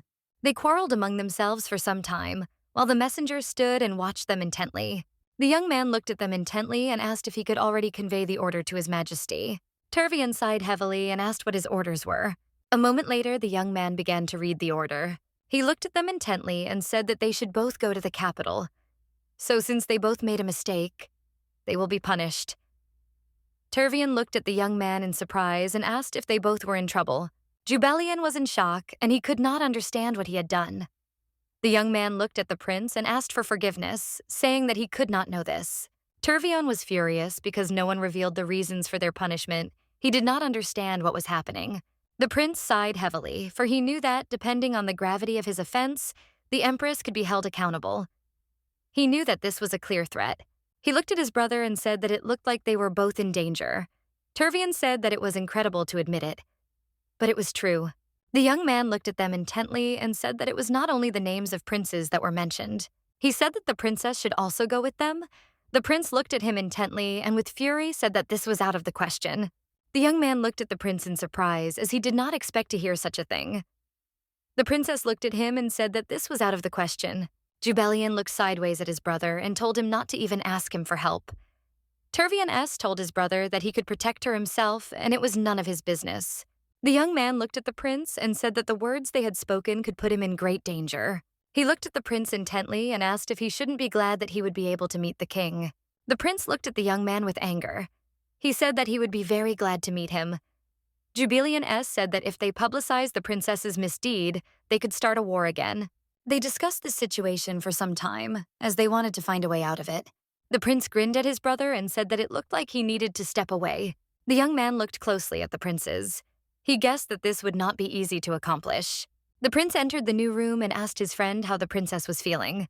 Ludwig looked at the prince and said that Hans said that she was born very weak, so the improvements so far are minimal. The prince looked closely at the young lady, hoping that rest would help her recover. He slowly approached the princess as he saw that she was exposed. Turvian, with tenderness, covering the princess, the butler looked intently at the prince. Ludwig looked at the prince with a smile, as he found it amusing to watch such a thing, considering the kind of person the prince was. The prince asked if something strange had happened between his brother and Rain while he was gone, and the butler said that nothing new had happened. The prince told his friend to stay close to the princess as he had to leave. Ludwig asked if he had really decided to give up his work completely. The prince sighed heavily and said that it was the king's order. Ludwig looked at the prince and said that it looked like he was planning to take the initiative in managing the castle himself. Tervian sighed and said that he was very afraid that the war would start again. The prince looked at his friend and asked if he remembered what the king had said when he survived and returned to the palace. He said that of course he remembered it. He said that he didn't think anyone remembered it. But he was very sorry that the king had been so eager for his death. He said that this was his only chance to get out of the forest, and there weren't many opportunities. He said that if he had delayed a little and come out later, the king would have gladly killed him. Ludwig looked at the prince in surprise and asked why he was talking about this now. The prince said in a fury that he would destroy all of Harbicia. Following the king, he shouted that he would definitely do it. The butler froze in shock. He had not expected to hear anything like that. He looked at his friend intently and said that he would soon have to live up to his title as a monster. Ludwig shouted at the prince not to say such a thing. Tervian told his friend that his father was very angry with him. He smiled softly, looking at his friend, and asked if he would be by his side even though he was a monster. Ludwig looked intently at the prince. He already knew his answer in advance. A moment later, Ludwig knelt before the prince and said that he would naturally be by his side. Opening her eyes, the young lady realized that she was dreaming the same dream again. She stared at the words in front of her. She was puzzled, did not understand what they meant. The young lady slowly reached out her hand towards the words, wanting to touch them. She froze in shock as someone suddenly pulled her. She saw her sister in front of her. Ophelia looked intently at her sister and said that no one has the power to change the plot of the novel. Alexia was in shock. She woke up and realized that she was in the forest. She was in shock and breathing heavily. She was told that she would not be able to change her destiny. She was in shock and screamed that she didn't want to die. She didn't want to disappear from this place. With tears in her eyes, she called for the prince. The prince shouted and asked the young lady to open her eyes quickly. She woke up with horror. She looked at him with a piercing gaze. Sometime later, the prince tenderly sat her down on the bed. Hugging the young lady, he asked if she was okay. He saw her condition. She looked at him timidly but did not answer. She looked at him in surprise and asked why he asked her something like that. He said that she suddenly screamed and then began to loudly call his name. She froze in shock as she realized that she had been screaming even in reality. He hugged her tenderly and asked if she was in any pain. He said that she should be patient for a little while and that he would call a doctor right away. She said that she was not in any pain. She had just had a very scary dream. The prince looked closely at the young lady and said that she did not need to worry so much. He smiled softly at her and said that they were no longer in the forest. She sat on the bed, breathing heavily, and said nothing to him. He said that the idea should already be better. She looked at him in surprise and asked why he was here. The prince said that this was his room too. The prince looked at the servant and asked if the doctor had arrived. The young man said that he would find out everything now. Turvian looked at the young lady and asked if she was okay now. She said that she was okay. He looked at the princess intently and said that it was a lie. She looked at him in bewilderment but did not answer. She turned away from him because she knew that even if she wasn't okay, she didn't know if they needed to talk about it. She knew her mom was dead and she wasn't safe. She sighed heavily and said that she was fine and that he shouldn't worry. He sighed heavily and said sadly that he had been informed that her mother was buried outside the palace and not in the royal cemetery. The princess looked at him in surprise and asked what he was talking about. He looked intently at the nth lady and said that after the war was over, he would take her there.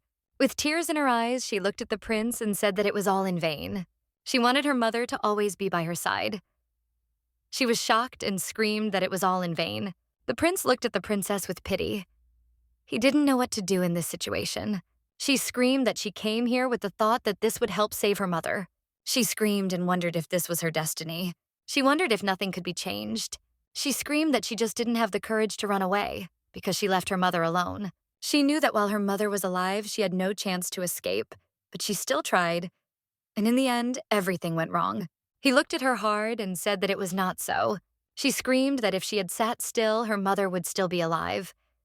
She screamed that it seemed that because of her disobedience, people treated her mother badly, and this led to her death. The prince sighed heavily and said that this was not true. With tears in her eyes, she wondered if she even had the right to mourn her death. The prince looked at her closely and said that at dawn the carriage had arrived. It was the carriage the girl had been waiting for all night. The carriage's owner had gone into the castle to pick up the trash. The sun had not yet set, so it was dark everywhere. The girl was as dark as night, and yet all she had to do was walk quietly to the carriage and drive away in silence. And then she opened the door. A foul smell hit her nose, but she was unwavering in her resolve to endure even this. The opportunity to escape was important to her, but unfortunately, the girl never got on the crew. Until dawn came, she walked swiftly towards him, ready to sit down. But in the end, she did not climb into him, but ran away. She looked at the prince in surprise and asked how he knew about it. He said that the girl who was running away said that she didn't want to leave her mother alone. At that time, he couldn't understand why she was telling him this. He only knew that she decided to stay and not go for the sake of her mother. The prince looked at the young lady tenderly. He knew that she would understand everything. Her favorite place was always the rose garden. She would quietly watch the roses when no one was looking. She saw the maids discussing her. They said that she was the only one of the princesses who behaved like this. They did not know why. She sat quietly and listened to them as they spoke, and all the maids tried to avoid her. They knew that although she was a member of the royal family, she did not possess magic. At that time, she really had no magic or family love. While running away, she accidentally tripped and fell to the ground with a crash. Ophelia looked into the distance in surprise and told her father that there was someone there. He smiled and said that she did not need to worry as much as they had when they were alone. She ran up to the young lady and asked if she could help her. Alexia reached out to her, but a moment later she shouted at her not to come near her. Ophelia froze in place in surprise as the young lady hit her hard on the hand. The young lady was taken aback. She looked at her sister intently and said that she didn't mean to do it. She screamed and asked her for forgiveness and ran away with the speed of lightning. She sat quietly. While no one was looking, the young lady sighed heavily as she knew her father was laughing at her. She was puzzled as her sister had beautiful clothes and smelled wonderful. A moment later, she looked into the distance because she heard some noise. She looked intently at the young man as she did not understand what was going on at all. She heard them say that they had brought a new slave child. She froze for a moment and looked intently at the young people. Coming closer, she saw a child in the cart. She froze for a moment and looked at him intently. When the boy turned around, she saw his red eyes. They were looking straight at her. She froze in surprise and hid behind a bush. She knew that this was her first meeting with a strange boy. He was covered in bruises and very depressed. A moment later, she thought that if she came the next day, they would be able to see each other again. She heard the man yelling at the boy because he couldn't even do it right. She had just arrived and was busy looking for a little boy. A moment later, she froze in place as she saw him. She came closer to him and asked how he was feeling. He screamed and pulled away from her. He didn't want her to touch him. The young lady looked at him intently and asked if he was in pain. He looked at her in surprise and asked who she was.